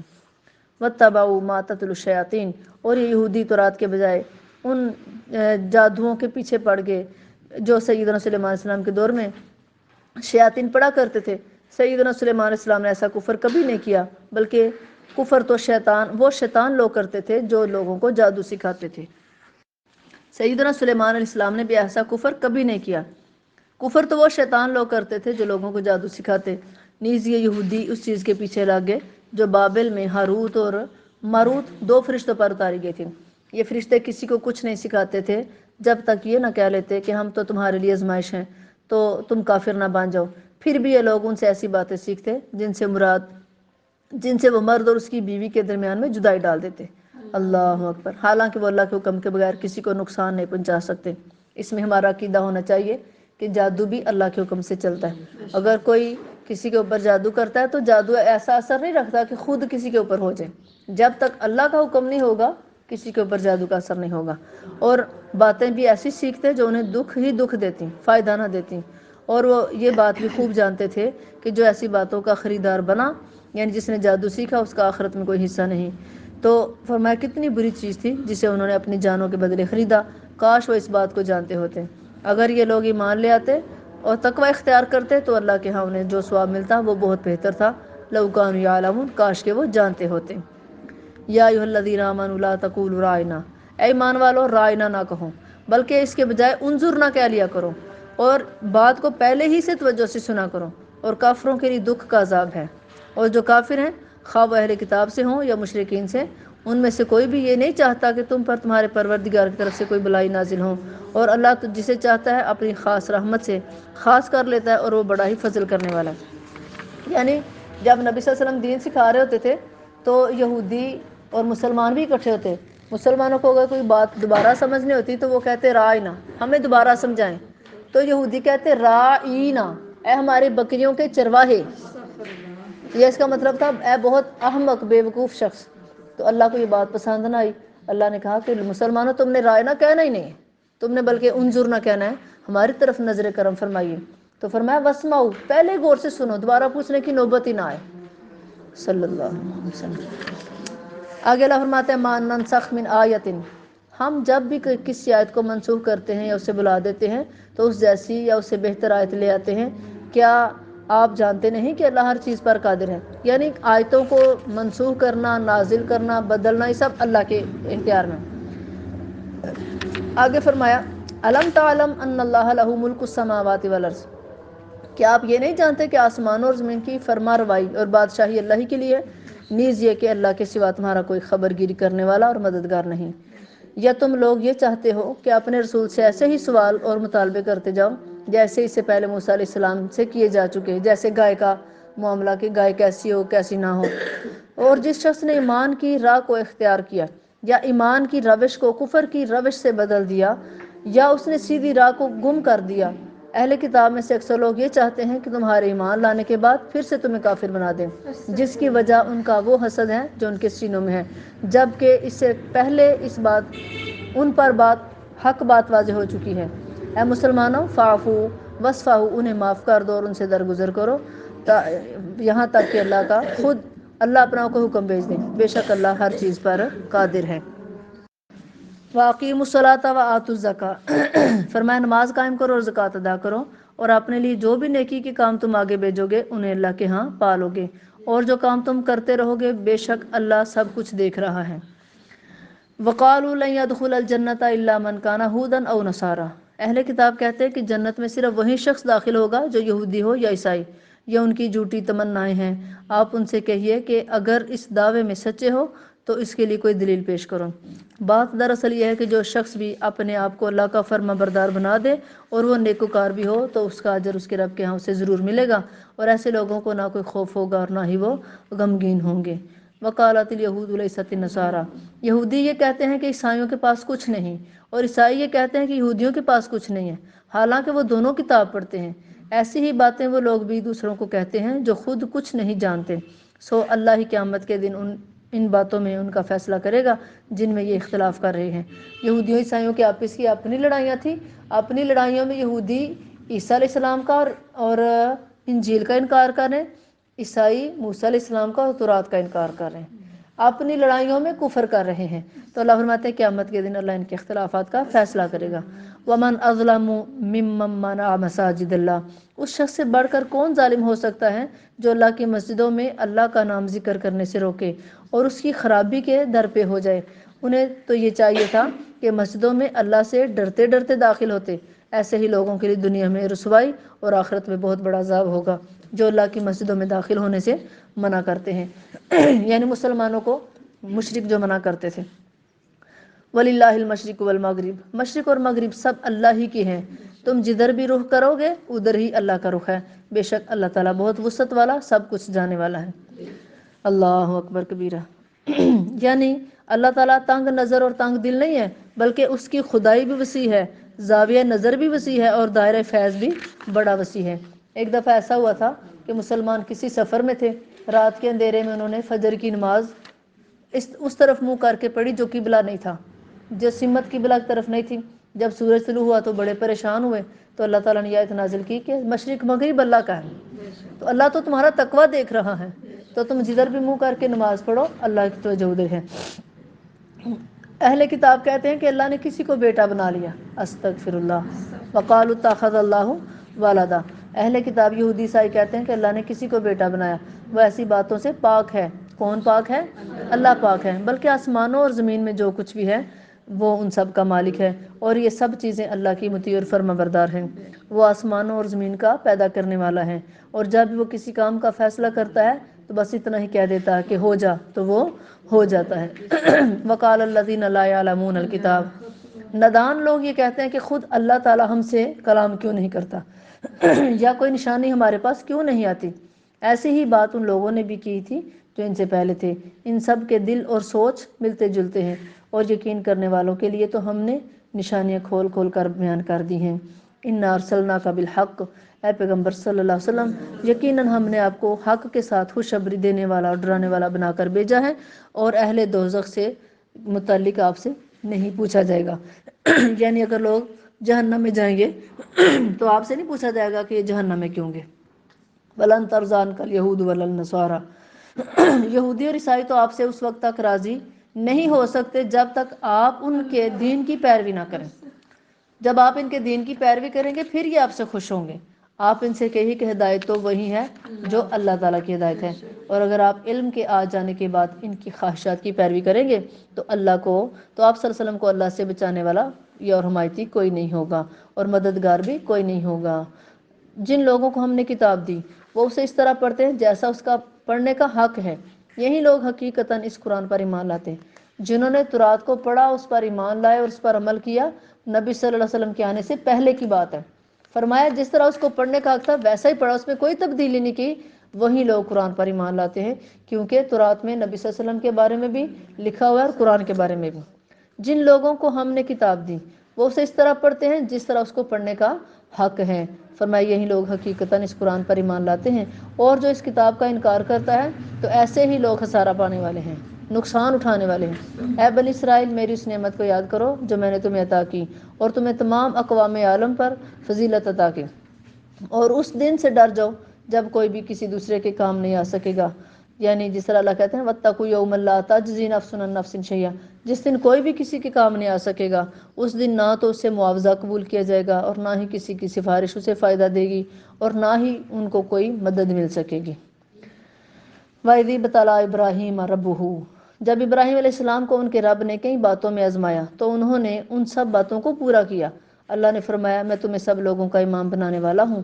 سیدنا ابراہیم علیہ السلام نے پوچھا کیا میری اولاد سے بھی یہی وعدہ ہے؟ اللہ نے فرمایا ظالموں سے میرا یہ وعدہ نہیں ہے، یعنی ان کو امام نہیں بناؤں گا۔ اور جب ہم نے بیت اللہ کو لوگوں کے لیے عبادت گاہ اور امن کی جگہ قرار دیا تو حکم دیا کہ مقام ابراہیم کو جائے نماز بناؤ۔ یعنی حضرت عمر رضی اللہ عنہ نے نبی صلی اللہ علیہ وسلم سے کہا کہ اگر ہم مقام ابراہیم پہ 2 نفل پڑھ لیں، تو ابھی نبی صلی اللہ علیہ وسلم خاموش تھے تو اللہ نے جبرائیل علیہ السلام کو یہ آیتیں دے کر بھیج دیا وَاتَّخِذُوا مِن مَّقَامِ إِبْرَاهِيمَ مُصَلًّى، کہ جو مقام ابراہیم ہے نا اس کو جائے نماز بنا لو، یعنی اس پہ 2 نفل پڑھا کرو۔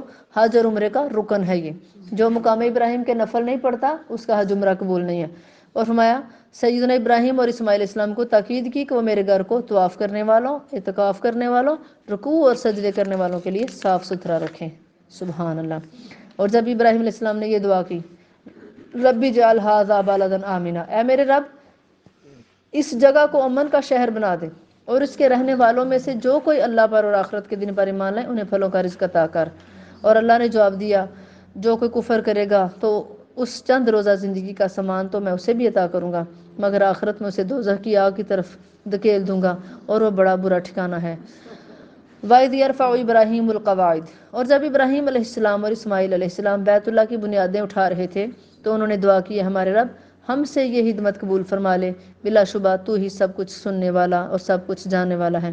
اے ہمارے رب ہم دونوں کو اپنا فرما بردار بنا لے، اور ہماری اولاد میں سے ایک جماعت پیدا کر جو تیری فرما بردار ہو، اور ہمیں اپنی عبادت کے طریقے بتا دے، اور ہماری توبہ کو قبول فرما، بے شک تو بڑا توبہ قبول کرنے والا ہے اور تو نہایت ہی رحم کرنے والا ہے۔ ربنا وابعث فیہم، اے ہمارے رب ان میں ایک رسول مبعوث فرما جو انہی میں سے ہو، وہ ان کے سامنے تیری آیتیں تلاوت کرے، انہیں کتاب اور حکمت کی تعلیم دے اور ان کو پاکیزہ بنا دے، بے شک تو ہی غالب اور حکمت والا ہے۔ اور ابراہیم علیہ السلام کے دین سے تو وہی نفرت کر سکتا ہے جس نے خود اپنے آپ کو احمق اور بیوقوف بنا لیا ہو۔ بے شک ہم نے اس کو دنیا میں اپنے کام کے لیے چن لیا، اور آخرت میں بھی وہ صالحین میں سے ہوں گے۔ جب انہیں ان کے رب نے فرمایا کہ فرما بردار ہو جا، تو انہوں نے فوراً کہا میں جہانوں کے رب کا فرما بردار ہو گیا۔ اور ابراہیم علیہ السلام نے بھی اپنے بیٹوں کو اسی بات کی وصیت کی، اور یعقوب علیہ السلام نے بھی، انہوں نے بھی اپنے بیٹوں کو یہی وصیت کیا، میرے بیٹو اللہ نے تمہارے لیے یہی دین پسند کیا ہے، لہٰذا تم مرتے دم تک مسلمان ہی رہنا۔ ام کنتم شہداء اذ حضر یعقوب الموت، کیا تم اس وقت موجود تھے جب یعقوب علیہ السلام پر موت کا وقت آیا؟ اس وقت انہوں نے اپنے بیٹوں سے پوچھا میرے بعد تم کس کی عبادت کرو گے؟ انہوں نے جواب دیا ہم اسی ایک الہ کی بندگی کریں گے جو آپ کا اور آپ کے آباء و اجداد ابراہیم اسماعیل و اسحاق کا رب ہے، ہم اسی کے فرما بردار رہیں گے۔ یہ ایک جماعت تھی جو گزر چکی، جو کچھ اس جماعت نے اعمال کیے وہ ان کے لیے ہیں، اور جو کچھ تم کماؤ گے وہ تمہارے لیے ہیں، اور تم سے یہ نہ پوچھا جائے گا کہ وہ کیا کرتے تھے۔ یہودی کہتے ہیں کہ یہودی ہو جاؤ تو ہدایت پاؤ گے، عیسائی کہتے ہیں عیسائی بن جاؤ تو ہدایت پاؤ گے۔ آپ صلی اللہ علیہ وسلم ان سے کہیے بات یہ نہیں بلکہ جو شخص ملت ابراہیمی پر ہوگا وہ ہدایت پائے گا، اور ابراہیم توحید پرست تھے، شرک کرنے والوں میں سے نہیں تھے۔ مسلمانوں تم اہل کتاب سے کہو کہ ہم اللہ پر ایمان لائے، اور اس پر جو ہم پر اتارا گیا، اور اس پر بھی جو ابراہیم اسماعیل اسحاق یعقوب اور ان کی اولادوں پر نازل کیا گیا، اور اس وحی اور ہدایت پر بھی جو موسیٰ عیسیٰ اور دوسرے انبیاء اور ان کے پروردگار کی طرف سے دی گئی، اور انبیاء پر بھی ہم کسی میں فرق نہیں کرتے، اور ہم تو اسی کے فرما بردار ہیں۔ تو اگر یہ اہل کتاب ایسے ہی مان لائیں جیسے تم ایمان لائے ہو تو وہ بھی ہدایت پا لیں گے، اور اگر اسے منہ پھیر لیں تو ہٹ درمی پر اتر آئیں، لہٰذا ان کے مقابلے میں اپنے آپ کو فرمایا اللہ کافی ہے، اور وہ ہر ایک کی سنتا ہے، سب کچھ جانتا ہے۔ نیز ان سے کہہ دو کہ ہم نے اللہ کا رنگ قبول کیا، اور اللہ کے رنگ سے بہتر کس کا رنگ ہو سکتا ہے، اور ہم تو اسی کی عبادت کرنے والے ہیں۔